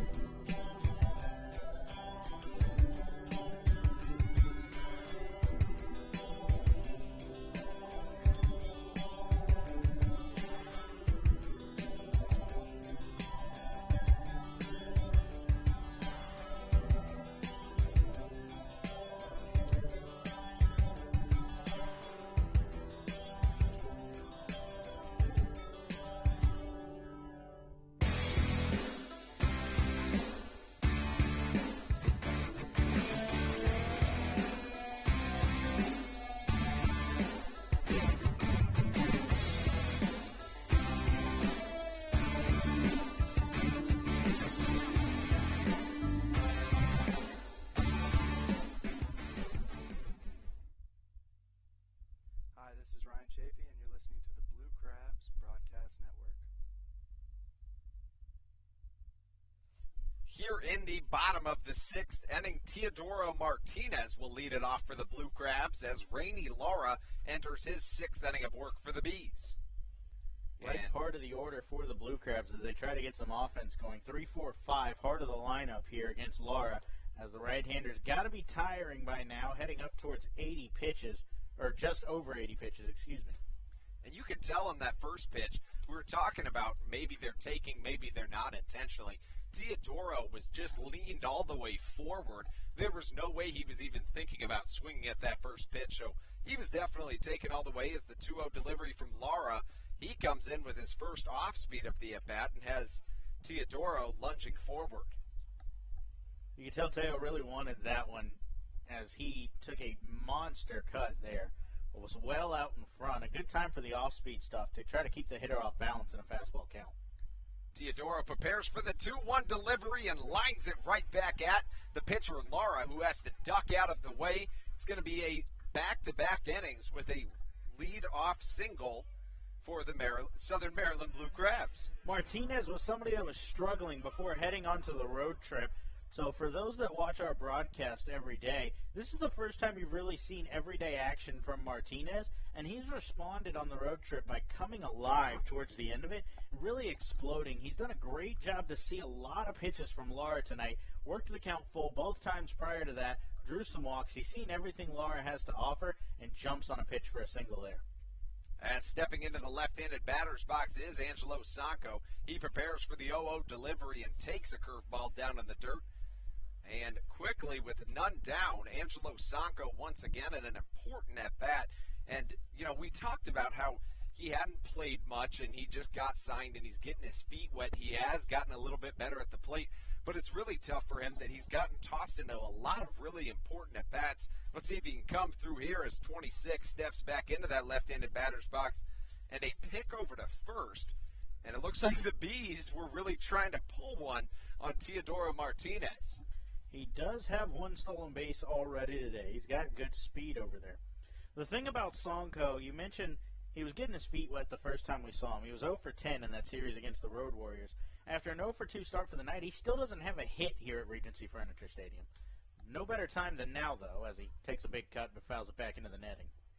And you can see with Sanko, you saw with Teodoro that he was swinging out of his shoes, and we were talking about Walton of the Bees swinging out of his shoes. And in baseball, when you're trying to hit the ball as hard as you can, a lot of times you're not going to. It comes when you're just relaxing and just swinging the bat, and you can see that Sanko does that as he waits on a curveball, make that a changeup, and he swings right over it. Sanko quickly down 1-2 in the at-bat, and he'd really like to get something in play here. Lara has refused to back off of the scouting report that he had on Sonko. He's thrown nothing pretty much but off-speed. We've seen maybe 1 or 2 fastballs at most in his first 2 at-bats, and none in this at-bat. And that can be so irritating as a cleanup hitter, but it's something you got to deal with as he does get rung up on that low call.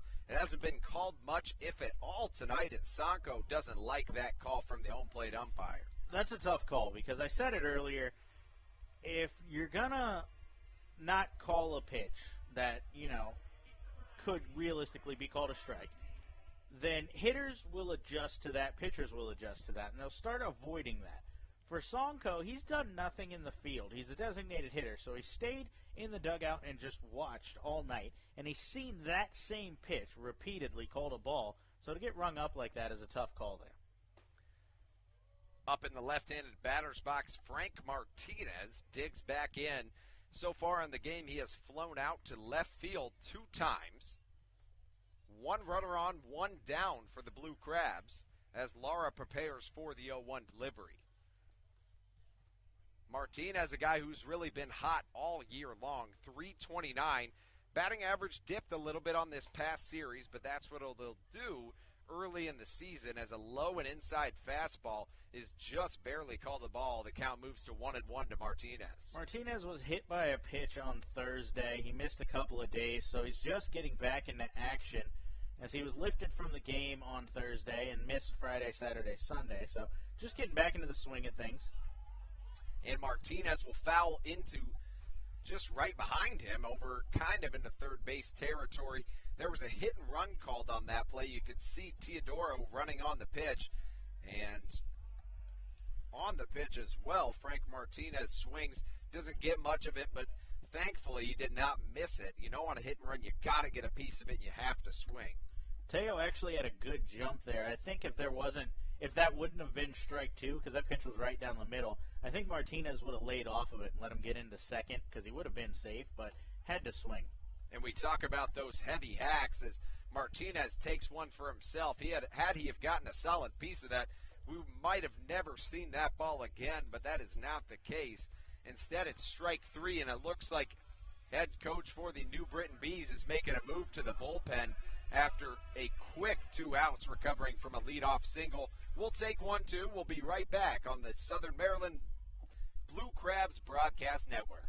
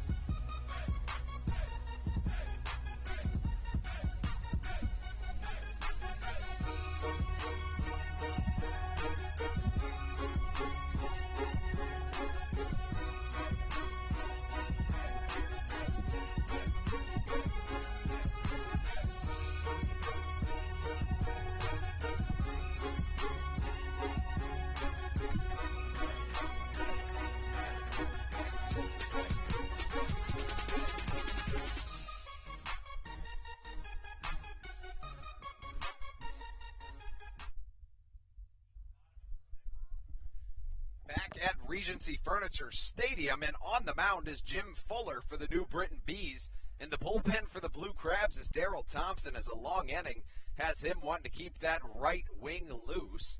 Gives the ball back to the bullpen pitchers, and he'll prepare to get back on the mound. Hopefully not too soon, and not too soon if Devin Rodriguez has anything to say about it. But Cisalani out in center disagrees, as a beautiful web gem of a catch saves a potential run if he misses that one. And that's a quick 3 outs from a couple of pitchers from the New Britain Bees. After 6 full innings, the score is still 2-0 in favor of the Bees. On 1 hit for the Blue Crabs, no runs, no errors, 1 runner left on base. The score is still 2-0. We'll be right back after this break on the Southern Maryland Blue Crabs Broadcast Network. Hey, this is Andrew Daniel, and you're listening to the Blue Crabs Broadcast Network. Blue Crabs fans, every season we can't do it without you, so on Sunday, September 16th for the regular season finale, it's Fan Appreciation Day. This night will feature a special t-shirt giveaway, as well as a pre-game team autograph session and post-game Kids Run the Bases. Stop by the Regency Furniture Stadium box office, call 301-638-9788, or visit somdbluecrabs.com today to get your tickets. Hey kids, are you ready to be a superhero? Join us September 1st for Superhero Night, presented by Pump It Up of Waldorf. This night you will receive your very own superhero cape to help Pinch and the Blue Crabs defeat the Road Warriors. The night will also feature a post-game fireworks spectacular. Get your tickets today at somdbluecrabs.com or call us at 301-638-9788.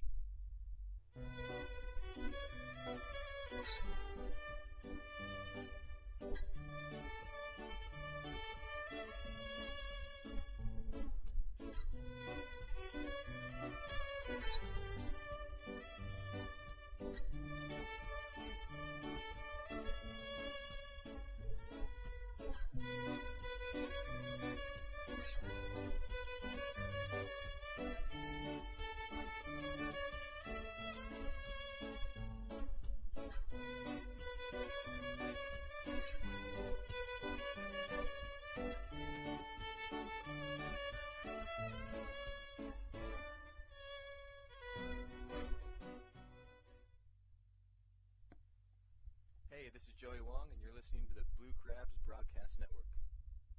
Daryl Thompson back to the mound here in the top of the 7th as first pitch swinging is the leadoff man in the inning, Vinny Sienna.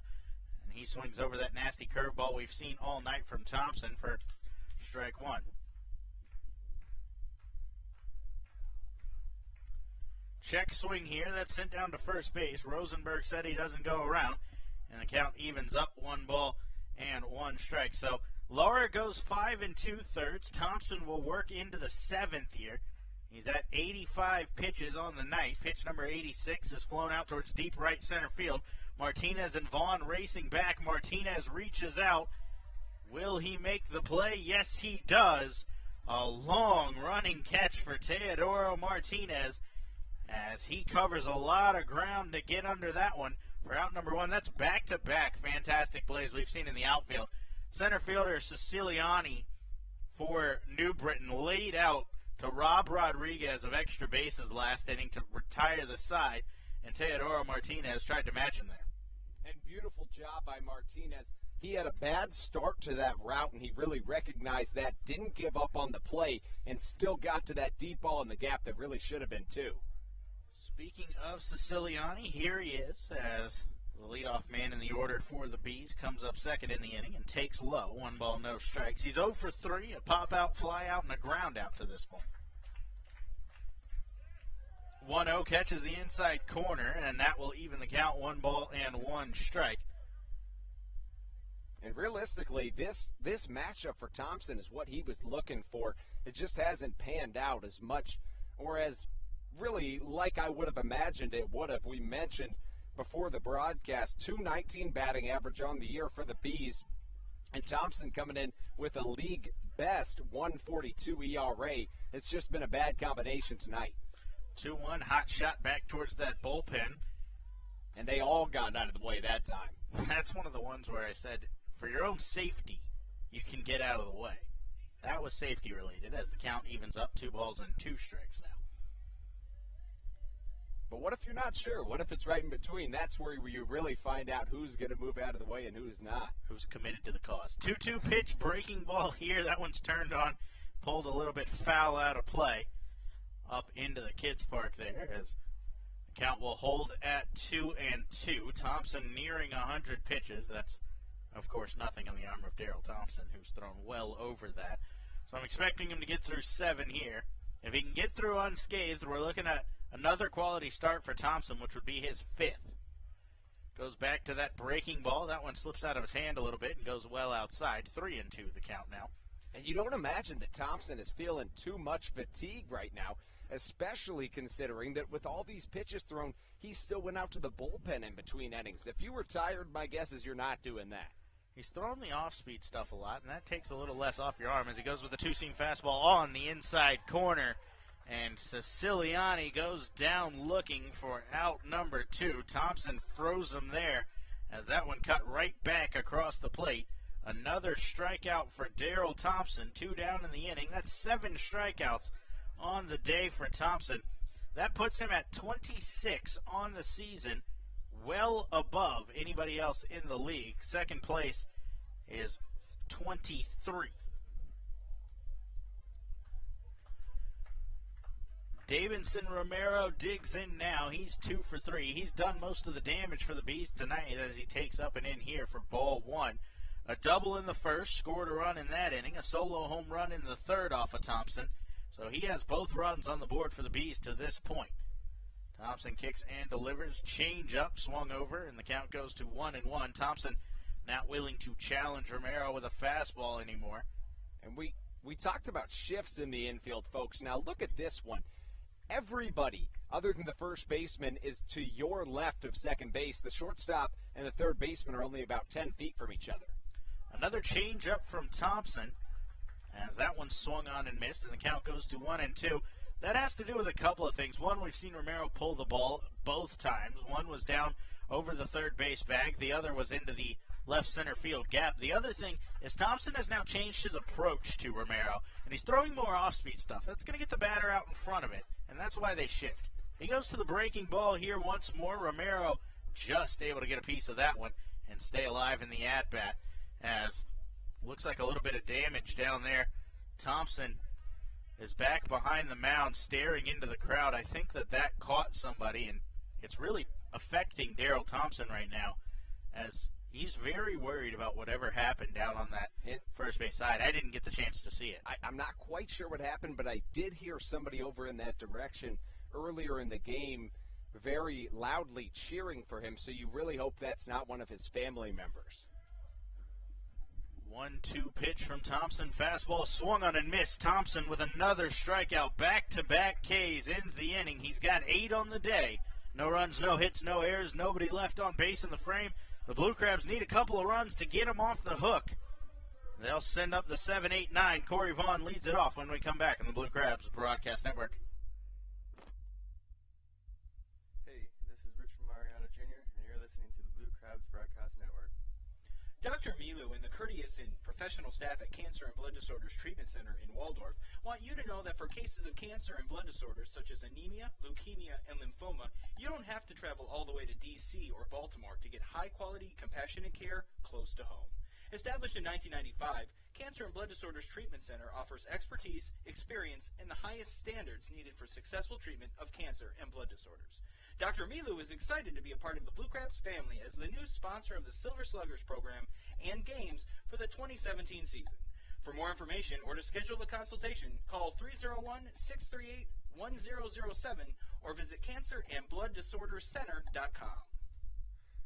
This is Deb Rodriguez from the Southern Maryland Blue Crabs. Join us every Tuesday home game as we turn 2 with our new Double Play Tuesdays.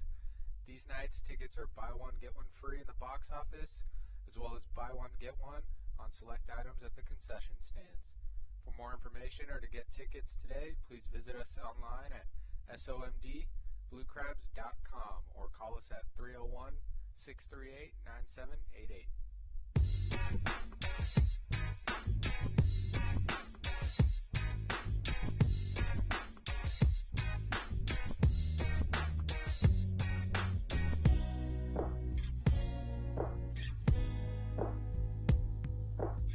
What do you have in Sony 75-inch TVs? How far back is your couch from the wall? Possibilities begin with a conversation, a smart give and take. An oven that starts cooking before I get home. Just download the app. Wait, you can now cook a chicken with your phone? We'll help you make sure all your gadgets...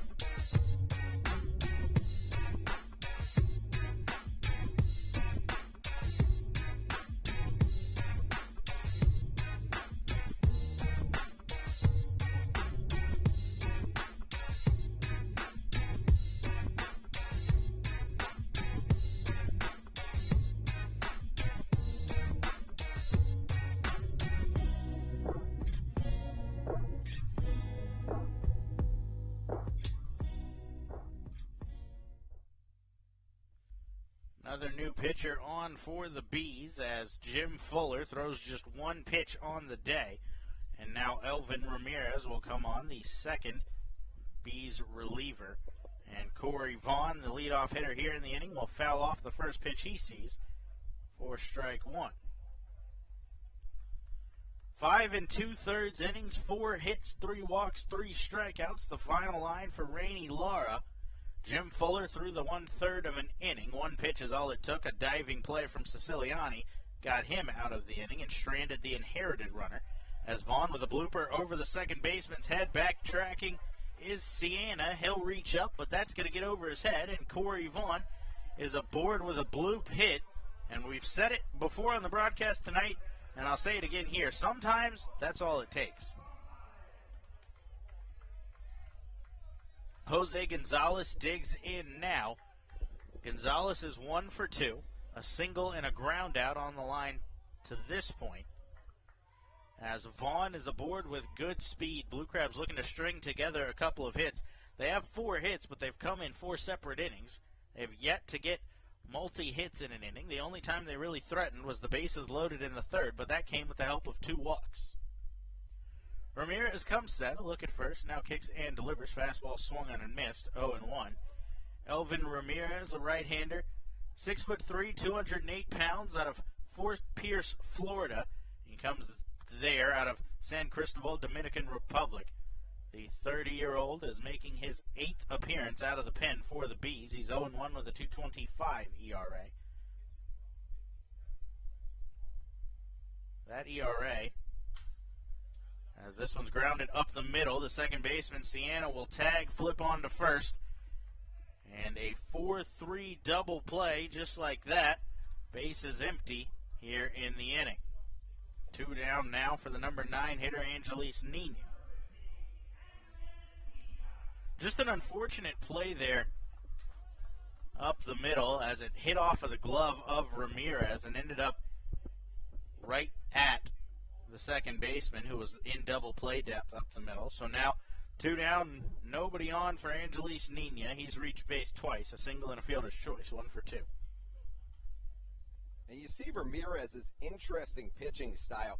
He's always in the stretch, and that's not too strange out of a reliever, and also not too strange out of a reliever, some guy who has a lot of velocity. But what is a little strange, you do see it from time to time, but some guys, they'll just slide step where they won't bring their knees together and they won't do a leg lift. A lot of guys just do a leg lift. He just slowly brings the knees together and then he goes with the pitch. Changed it up a little bit on that one, a little bit of a leg kick, but watch for him to kind of change that up. Went with the breaking ball there as Nina is able to foul it off. Count at 0-2. And those differing pitching styles can also mess with not only a batter, but a runner. And that showed when Corey Vaughn was over there at first. We talked about it earlier in the season. Ramirez, a lot of pitchers do a good job changing their looks, and that can throw off runners and hitters. 0-2 breaking ball laid off as that one dipped low and away. Sam Runyon is up and throwing in the Blue Crabs bullpen. I'm expecting him on in the 8th as Daryl Thompson was up near 100 pitches. After the 7th inning, Thompson will likely be lifted. Another quality start for him, but another in line for a loss. Ramirez comes set at the belt for the 1-2 pitch. Kicks and delivers. Back to that same breaking ball, and Nina able to hold off, and the count evens up 2-2. Ramirez, 30 years old. He made his MLB debut at the age of 24, June 3rd, 2012, a member of the New York Mets. As the right-hander that season for the Mets appeared in 20 games, 0-1 with a 5.48 ERA. His only stint at the big league level as a 2-2 fastball, elevated up out of the zone, 3 balls and 2 strikes. Ramirez, another one of the New Britain Bees that came over and as a part of the dispersal draft from the Bridgeport Bluefish. Last year with Bridgeport, 31 appearances. He went 5-2 with a 2.16 ERA. You look across this roster, and you see a number of Bluefish players as Ramirez ready for the 3-2. Hot shot right at the shortstop, Brignac. That's going to hit off of his glove. He recovers, fires to first. Not in time as Nina is aboard with a single. Brignac tried to make a good play in the air, and then he tried to recover and fire across, but nothing doing there.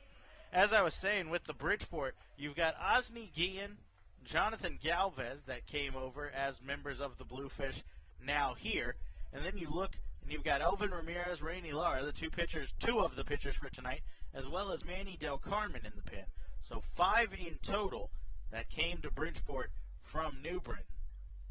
Or, excuse me, I had that backwards. Came to New Britain from Bridgeport.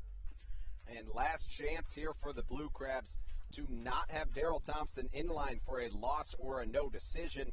If he does end up with the loss, that would be 2 straight starts, only allowing 2 earned runs, but getting the loss. Fastball, the first pitch to Johnny Bladell, misses low. 1 ball and no strikes. They're looking to get Thompson off the hook here.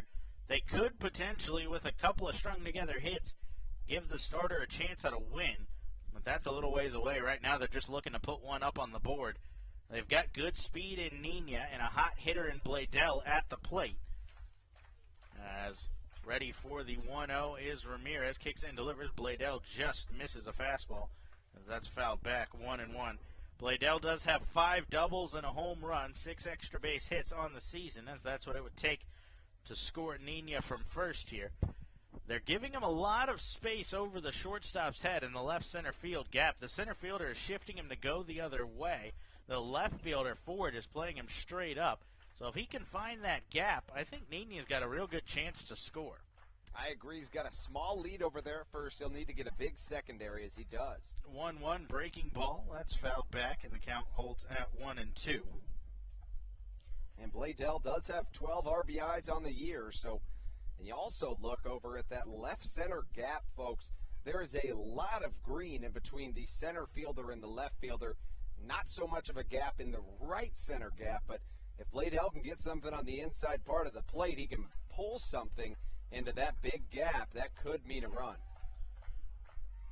Ready now for the 1-2 as Ramirez sets. A look at Nina. Now delivers. Fastball misses low. 2-2.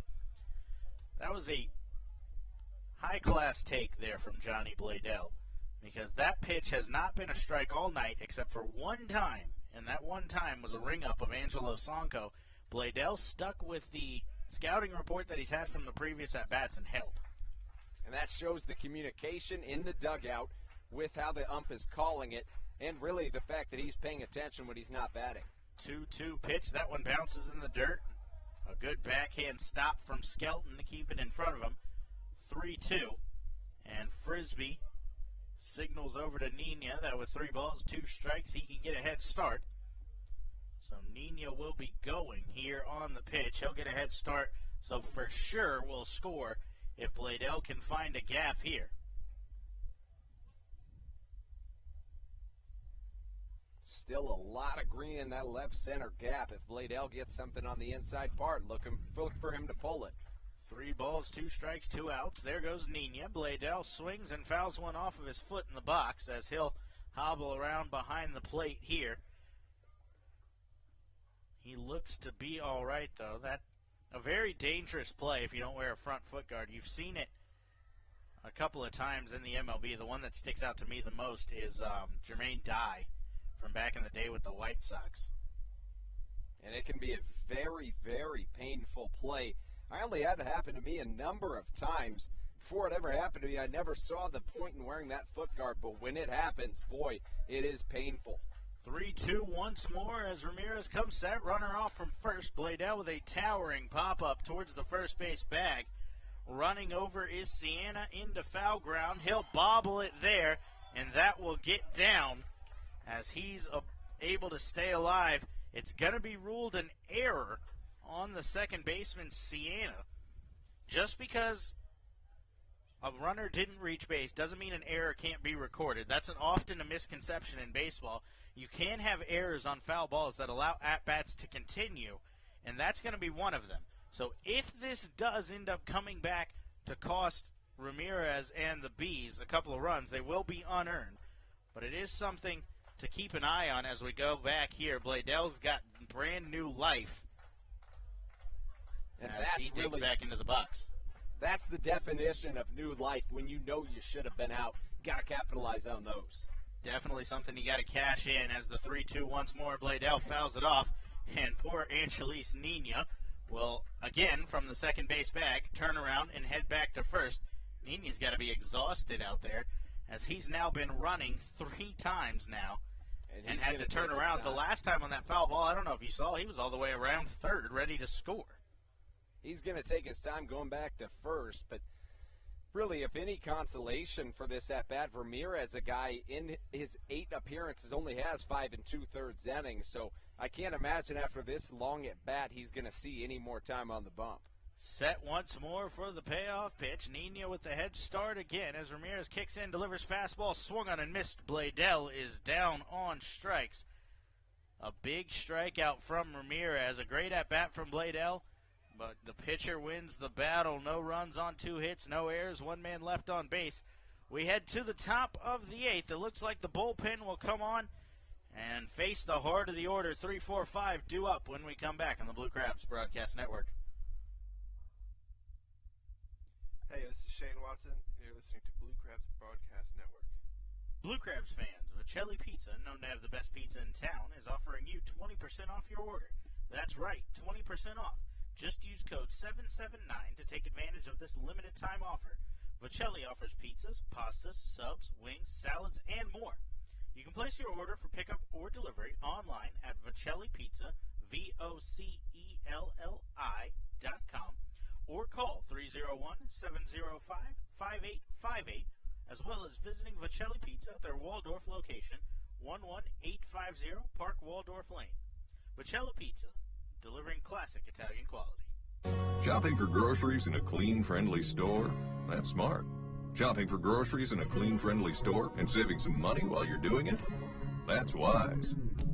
At Wise Markets, you'll find all your favorite brands, prices you'll appreciate. That means more meat for less money, more dinner for less dinero, and more milk for less moolah. Stop by a Wise Market today. Eat better, spend less, that's wise.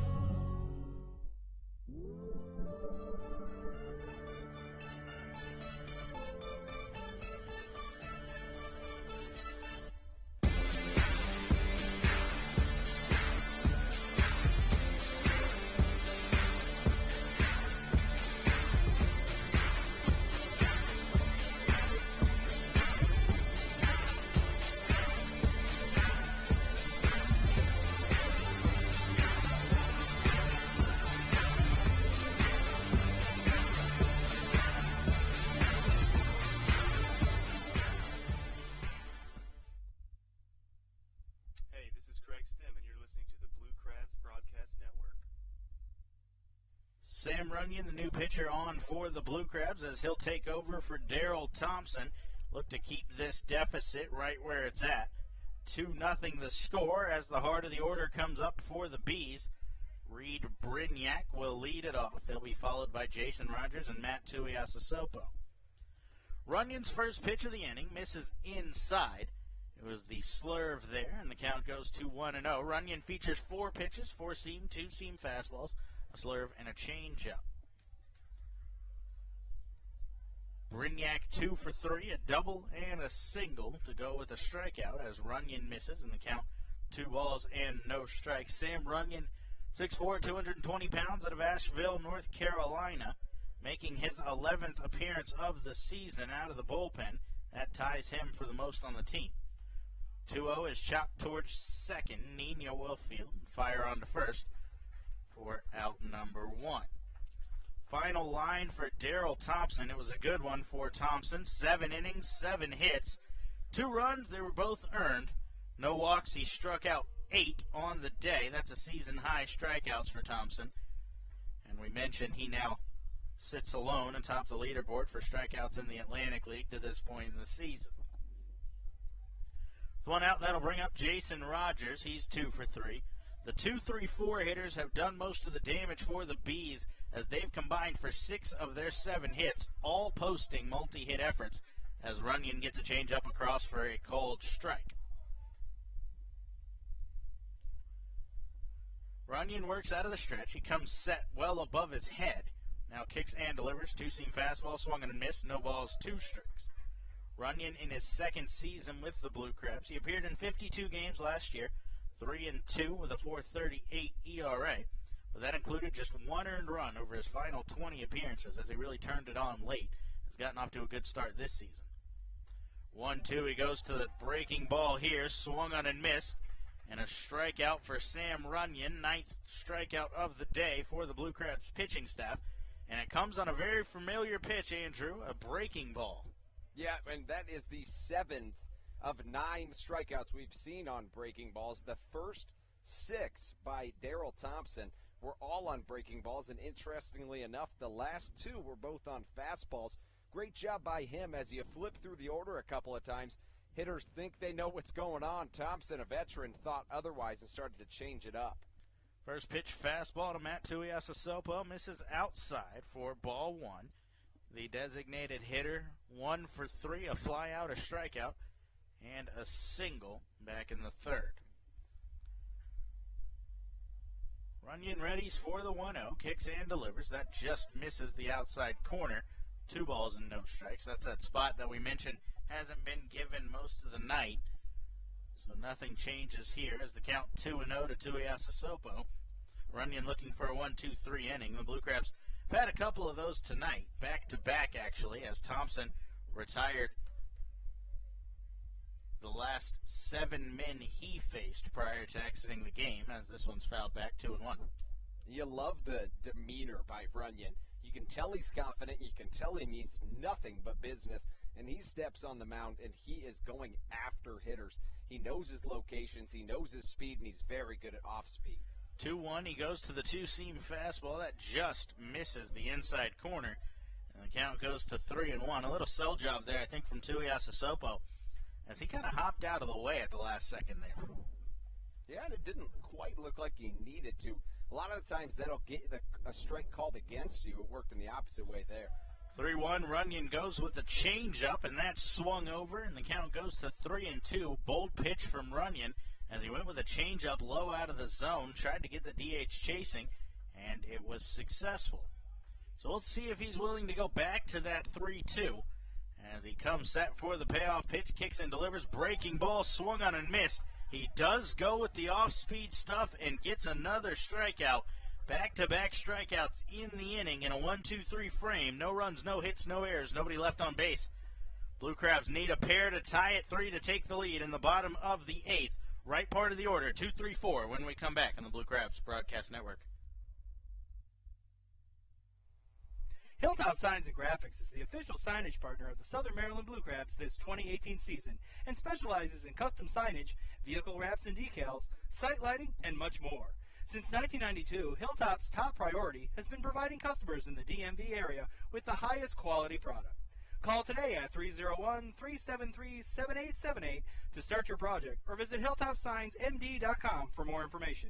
Hilltop Signs and Graphics, where design, fabrication, and installation is our expertise. Blue Crabs fans, your group of 20 or more can join us all season long with any of our several group hospitality areas at Regency Furniture Stadium. Our spacious and modern amenities can entertain your group starting at just $10 per person. The open-air picnic pavilion, upscale Legends Club, or luxury suites provide the backdrop for great nights at the ballpark. Call group sales at 301-638-9788 for more info or to book your group today.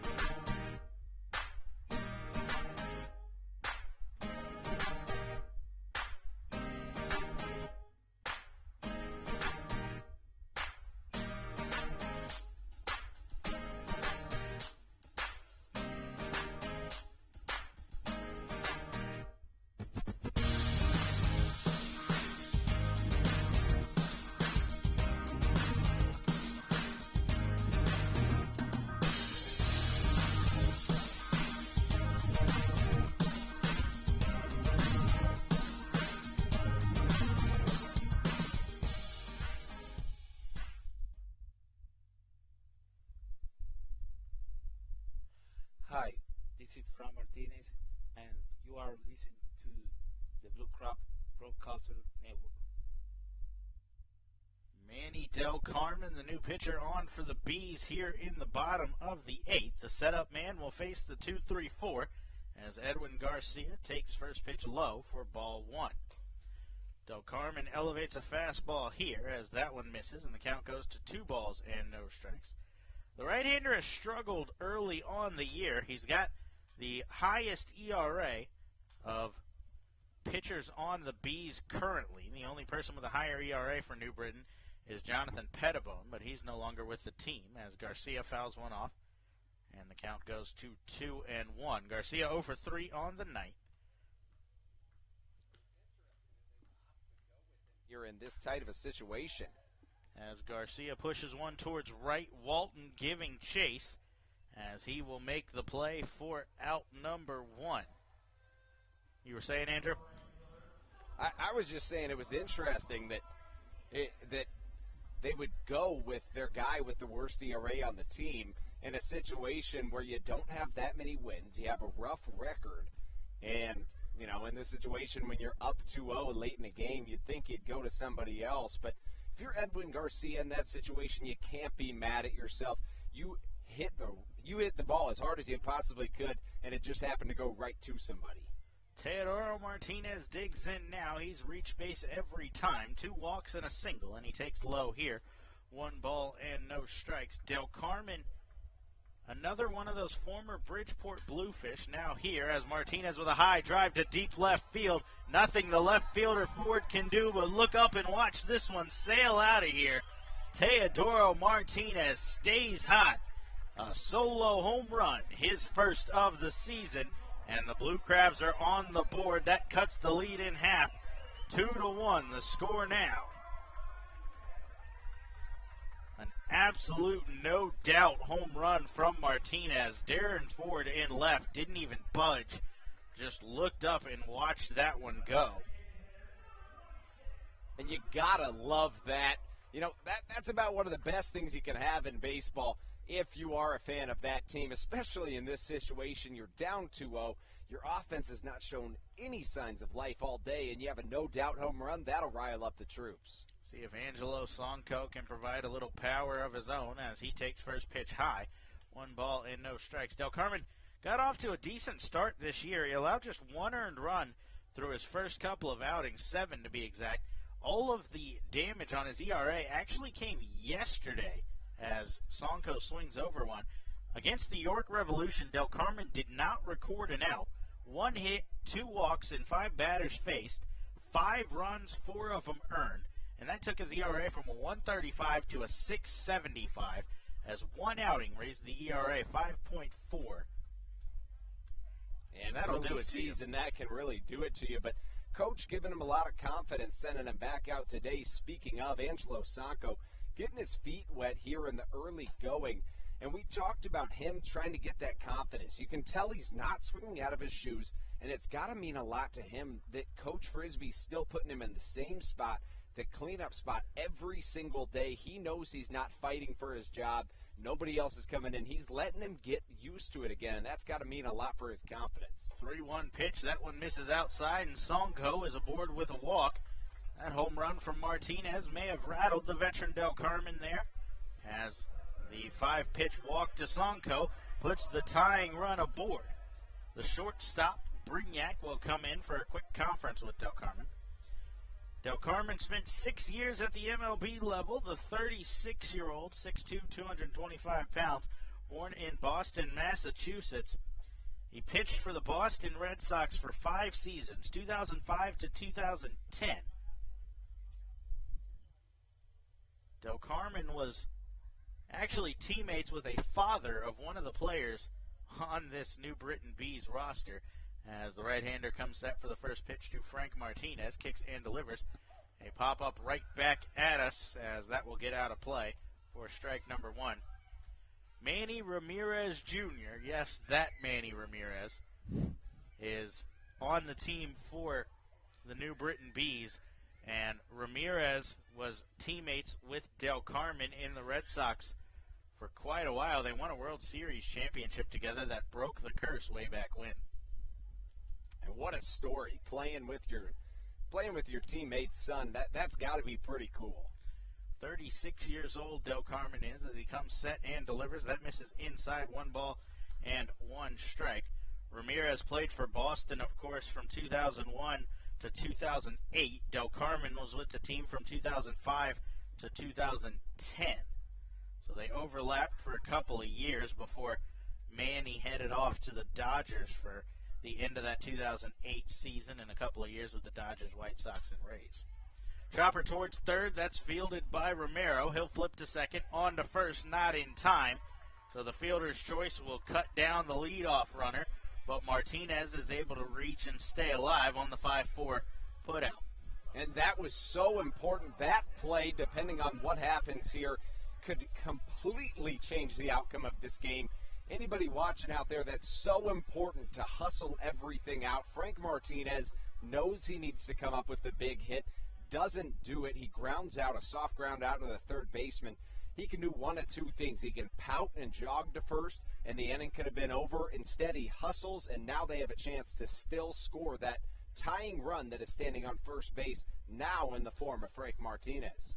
Martinez on first, Devin Rodriguez up. He's 1 for 3 as Rodriguez takes first pitch inside, 1 ball and no strikes. Rodriguez has plenty of gap-to-gap power. We mentioned he leads the league in extra base hits. or doubles, excuse me, and a double here would allow the runner to come across to score. 1-0, Rodriguez with a chopper towards second here. That's going to be fielded by Sienna. He'll flip on to first, and that will retire the side. The Blue Crabs do put up a run on the solo home run from Teodoro Martinez, but they get just one run on one hit, no errors. They leave one on base. We'll head to the ninth in a one-run ball game. Ryan Chafee will come on and look to keep it right there when we come back on the Blue Crabs Broadcast Network.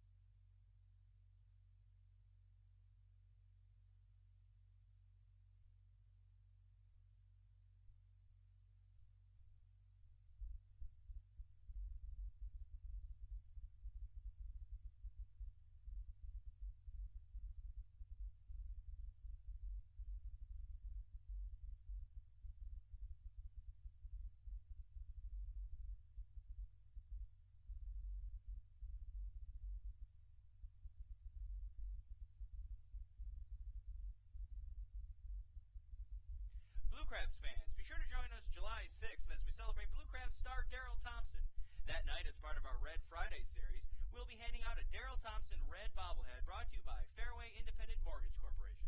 Bobbleheads will be handed out at the front gate as fans enter while supplies last. Be sure to get your tickets today at somdbluecrabs.com or call 301-638-9788 to be part of the fun. This is Parker Frazier, pitcher from the Southern Maryland Blue Crabs. Join our team every Friday home game as we honor those who serve our country by remembering everyone deployed. Every Red Friday, the team will wear red jerseys brought to you by Fairway Independent Mortgage Corporation. All active and former military members receive $5 tickets with their ID. For more information or to get tickets today, please visit us online at somdbluecrabs.com or call us at 301-638-9788.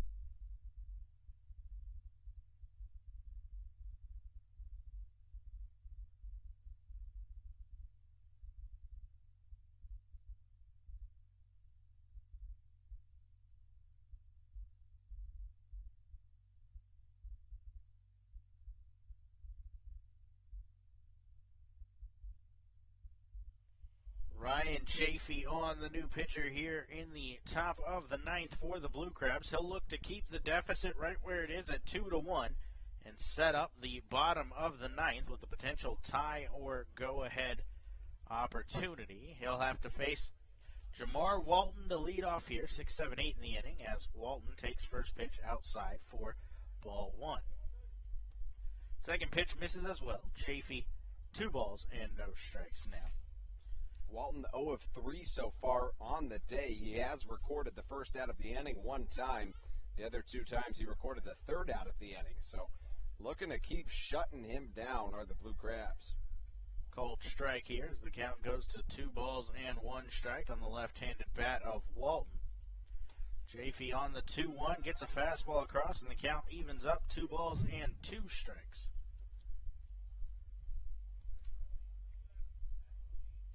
Infield shifting Walton to pull a little bit here as the 2-2 pitch from Chafee kicked and delivered. That misses inside. 3-2 the count now. Chafee's 1-0 with a 9 ERA. He has 4 saves on the season, 4 for 4 in save opportunities. In 10 innings, he's given up 8 hits, 10 walks, 10 runs. As Walton with a towering pop-up back out of play, and the count will hold full. And for Chafee, this is so important to get this first batter out and at least not walk him. It's so important for confidence. You got to go after that first batter. It sets the tone, especially in a potential run or game-changing situation. Payoff pitch on its way as that one misses up and away, and he does lose Walton here. And the leadoff man is aboard with a walk. Chafee has struggled with that on the season, as that is walk number 11 in just 10 innings. But that is the first time anybody in the batting order, 6, 7, 8, or 9th in the batting order, has reached base this evening. Before that at bat, they combined for an 0 for 12. So Chafee right now, if there is any consolation, he is facing a part of the order that has really struggled against the Blue Crab staff tonight. A check on first, but Walton back in safely as Darren Ford is up to bat. Ford could potentially bunt. Frank Martinez is thinking the same thing as the first pitch misses high. Throw down to first, tag from Rodriguez, not in time. As Gonzalez tried to back pick there, and the tag was just a little bit too late. I think I agree with that call, though. I do, too. And a couple interesting facts about Darren Ford.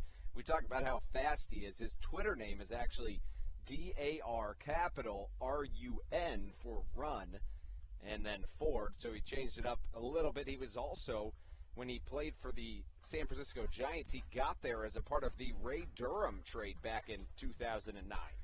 Pitch misses high from Chafee here. Ford is one of two members of this team on New Britain with World Series rings. Del Carmen, of course, won his to break the curse in 2007 with the Boston Red Sox. Darren Ford has his in 2010, part of those even-year San Francisco Giant winners as he takes here, and Chafee gets one across, 2-1. The Giants ended up winning the World Series in 2010, 12, and 14. Ford was only a part of the 2010 run.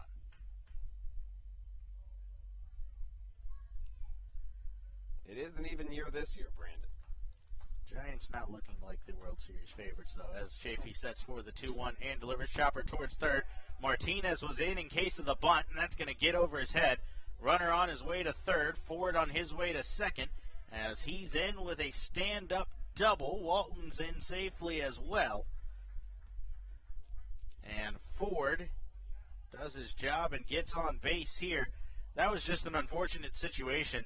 They squared the bunt on the first couple of pitches, looking to potentially sacrifice an insurance run. So Martinez had to play in, and Ford slapped one straight into the ground that was able to bump up and above. And we talked about that earlier. We talked about the importance of pitchers setting up hitters, but then in this scenario, hitters setting up fielders. So he knows that the third baseman is in, intentionally or not. He pounds one into the ground and gets a double out of really what should have been a double play. So Chafee in a bit of trouble here as Skelton is in now with runners on second and third, one out. The first pitch to Skelton missed high. So 1 ball and no strikes to count now. Infield is in as Skelton takes low and in. And are you surprised that you're not seeing a walk of the Speedy Skelton, intentional walk? I'm a bit surprised, yeah. And it seems I'm not going to lie, but Skelton has struggled. He's 0 for 3 on the night. A couple of ground balls, a fly out to very shallow outfield. So, and it looks like Chafee is just... Rodriguez with a great play on the line. That's just fair as he'll look the runner back to third and tag the base. 3 unassisted for a big out number 1. Rodriguez had to react quickly. He was well in over there on the grass and able to make the play happen. And once again, I think you think about walking the batter here. The only issue with that is if you now walk the batter, you bring up the top of the order. So the top of the order struggled a little bit, but in this situation, Chafee appeared as though he was starting the last at bat, not intentionally walking the batter, but not really giving him anything to work with either. If he chases, then let him chase. I think Sienna's a guy you got to go after, though. A pair of strikeouts already on the day, as well as another fly out to center. So I think you go after the bottom of the order here. You mentioned at the top of the inning that they'd been struggling the majority of the game as Chafee misses low here. How they hadn't really gotten on base. I think if you're going for basically a strikeout here, in my opinion, you need to strike out. Thing. This is somebody you go after. It's a tough thing to specifically go after. Chafee just misses, I guess, low again. Count goes to 2-0. And that's if you're really going for that strikeout, that is a tough call not to get.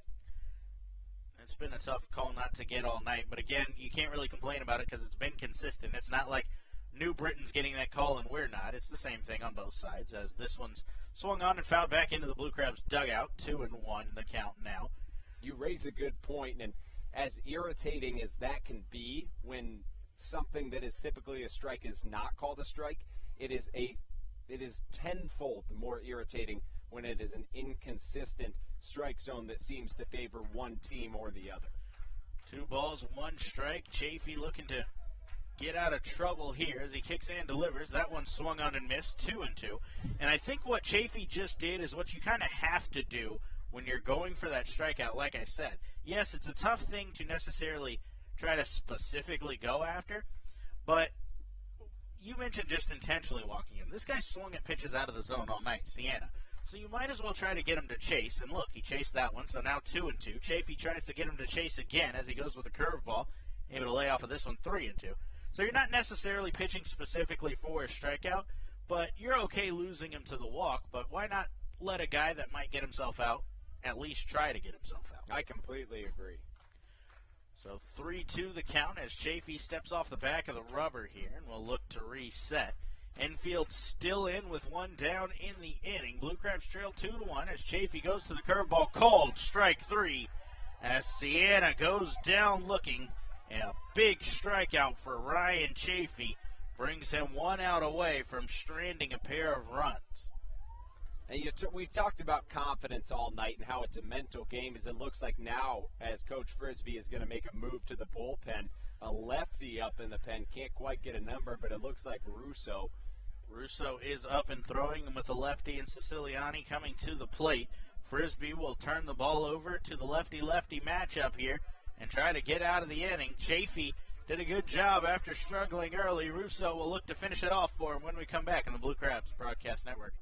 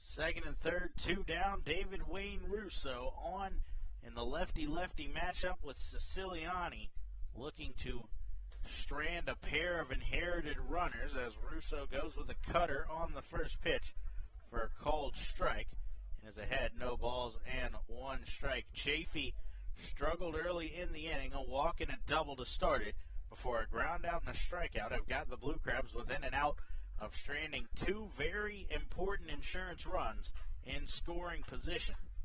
Siciliani is 0 for 4, a pop out, a fly out, a ground out, and a strikeout. As Russo kicks and delivers, this one misses outside. The count goes to 1-1. And we talked earlier about the importance of giving your team a little bit of momentum. Right now, if you can come out, none down, runners on second and third, and turn that into no runs, that's some momentum that is much needed for the Blue Crabs. Russo kicks and delivers. This one misses as well. The count goes to 2-1 strike. Looking ahead to the bottom of the ninth, the Blue Crabs will need at least 1 to tie, at least 2 to win, pending the outcome here. But you've got the bottom of the order, 7, 8, 9, due up. Russo comes set to Siciliani, 2-1. This one's rolled towards first. Rodriguez will field. He'll take it to the base himself, and Russo does his job and escapes the jam. A great job by him and Chafee to get out of the inning and allow no runs after the walk and the double. So no runs on 1 hit, no errors, and the Bees leave 2 men in scoring position. The Blue Crabs will look to tie it up or walk it off. Second walk-off of the year, hopefully upcoming when we return on the Blue Crabs Broadcast Network. Friday night, July 20th, we celebrate our favorite blue furball, Pinch, with his very own brace face bobble belly, brought to you by Waldorf Orthodontics. This one-of-a-kind giveaway will only be available at the front gates while supplies last, so make sure you get there early to see the Blue Crabs face the Lancaster Barnstormers. To ensure your seat today, visit somdbluecrabs.com or call us at 301-638-9788. TN Bose Heating and Air Conditioning is proud to present Fans for Our Fans at Regency Furniture Stadium once again this 2018 season. When the temperature at game time is expected to be a scorcher, TN Bose will do what they do best, keep you always the right temperature, by providing hand fans to the first 200 guests entering the stadium that day. Learn more about their technologically advanced AeroSeal duct sealing procedure online at tnbose.com. TN Bose for all your air conditioning and heating needs. Blue Crabs fans, your group of 20 or more can join us all season long with any of our several group hospitality areas at Regency Furniture Stadium. Our spacious and modern amenities can entertain your group starting at just $10 per person. The open-air picnic pavilion, upscale Legends Club, or luxury suites provide the backdrop for great nights at the ballpark. Call group sales at 301-638-9788 for more info or to book your group today.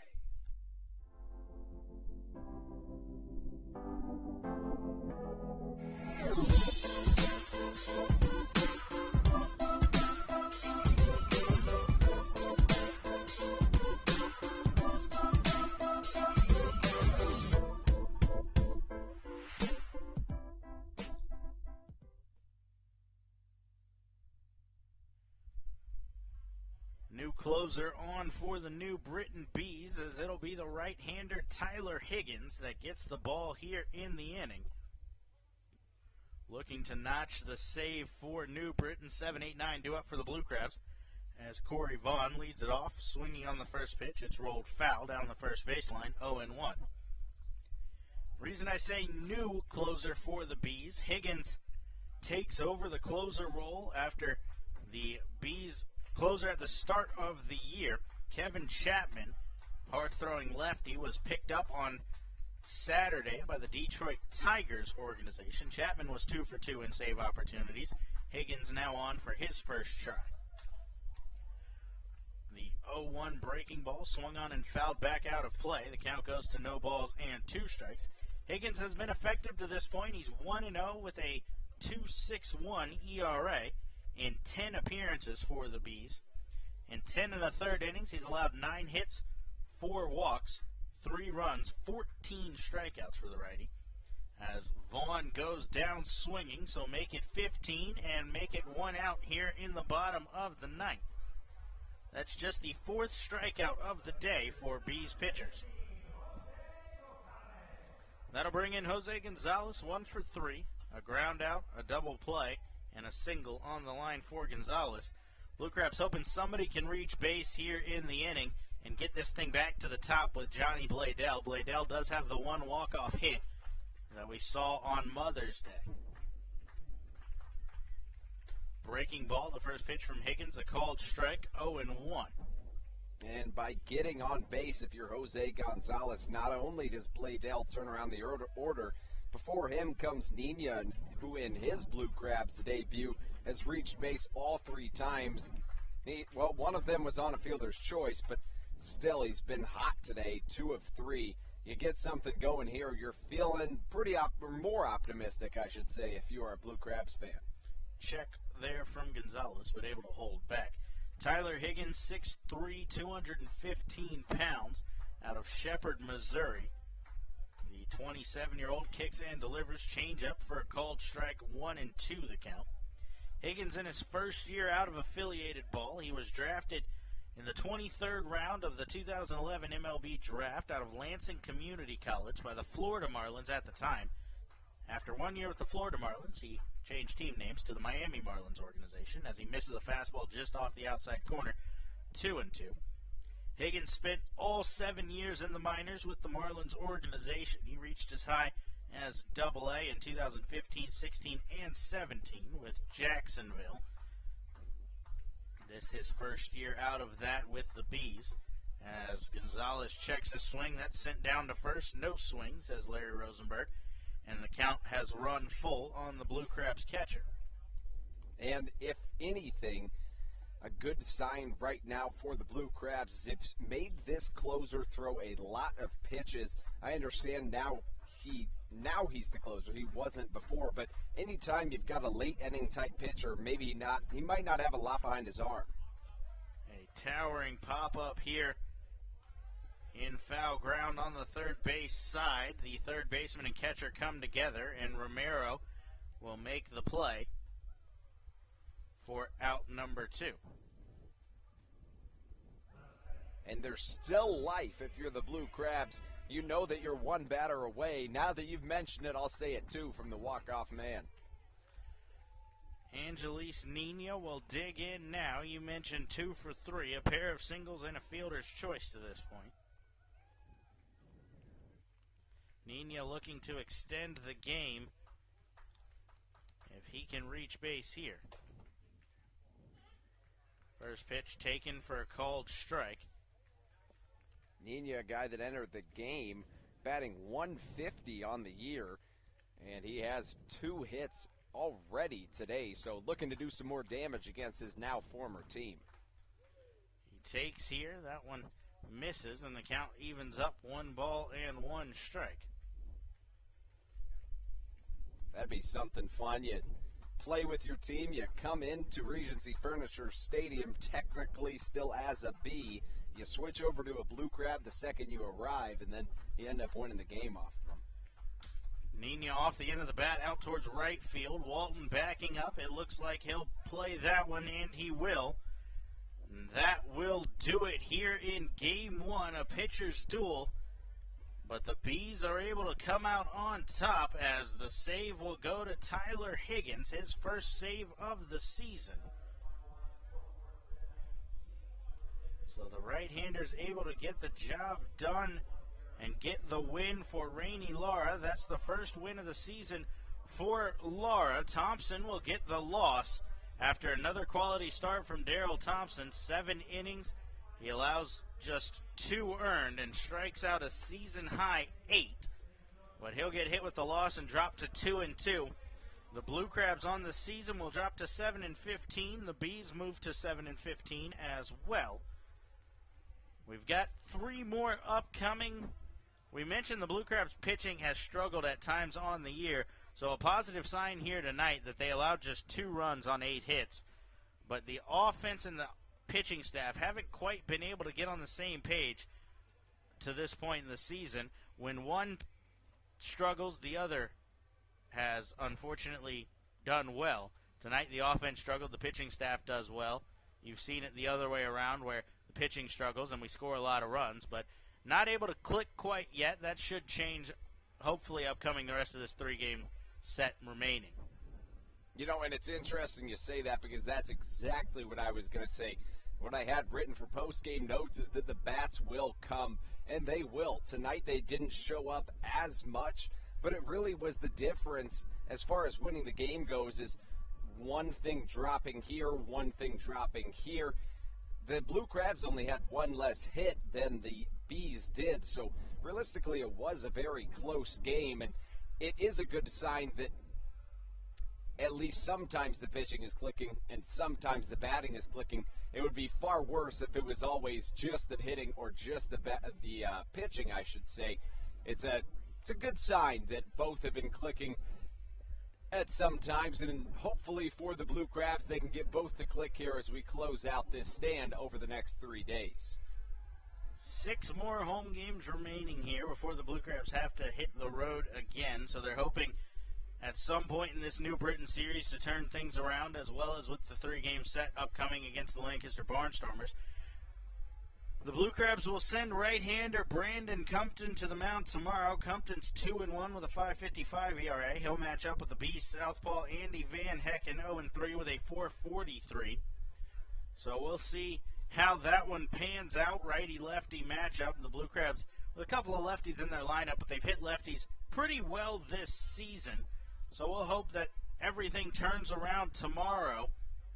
Blue Crabs will look to get the offense rolling. Final line score, 2 runs on 8 hits, 1 error for the Bees. Blue Crabs 1 run, 7 hits, 1 error as well. So tomorrow, 6:35, the first pitch in that game. We'll be back here at 6:30 on the Blue Crabs Broadcast Network. In the meantime, for my broadcast partner, Andrew Banster, I'm Brandon Belanda. We'll see you back here 6:35 tomorrow on the Blue Crabs Broadcast Network.